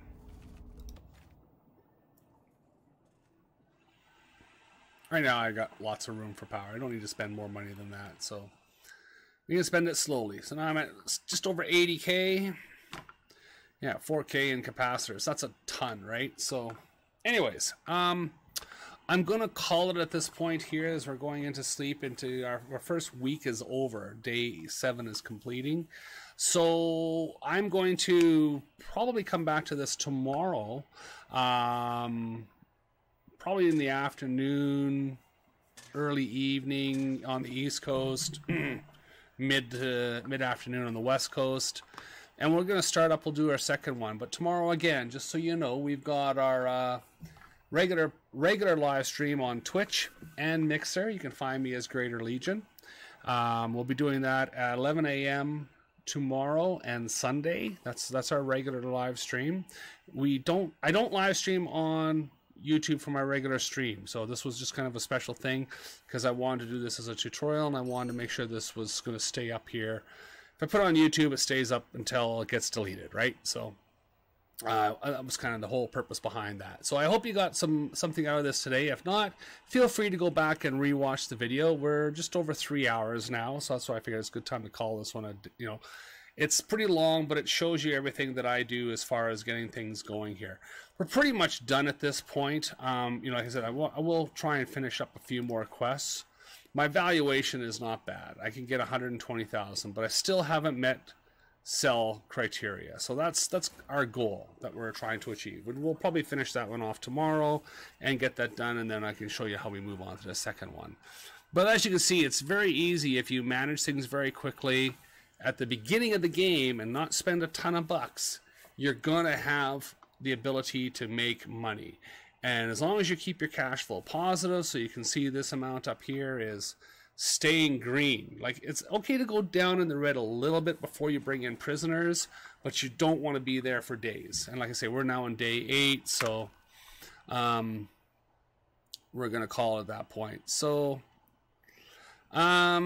yeah, we're pretty much done at this point. So I want to thank everybody for being here on the stream today. I appreciate you coming out and seeing. And hopefully we'll see you tomorrow for part 2 and the final of our Prison Architect tutorial. Have a great day, and like I said, check me out on Twitch or Mixer for the live stream tomorrow morning. And you can also catch my announcements on Twitter. Today I did not announce I was going live on YouTube on Twitter. So, and also check out the Discord. So check out our Twitter feed. Check out the Twitter feed.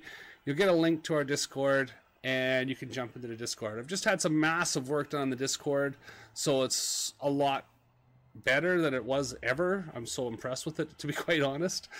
I'm not quite 100% sure what I got done. I had a guy, Paramal, set it up for me last week, and he did a great job.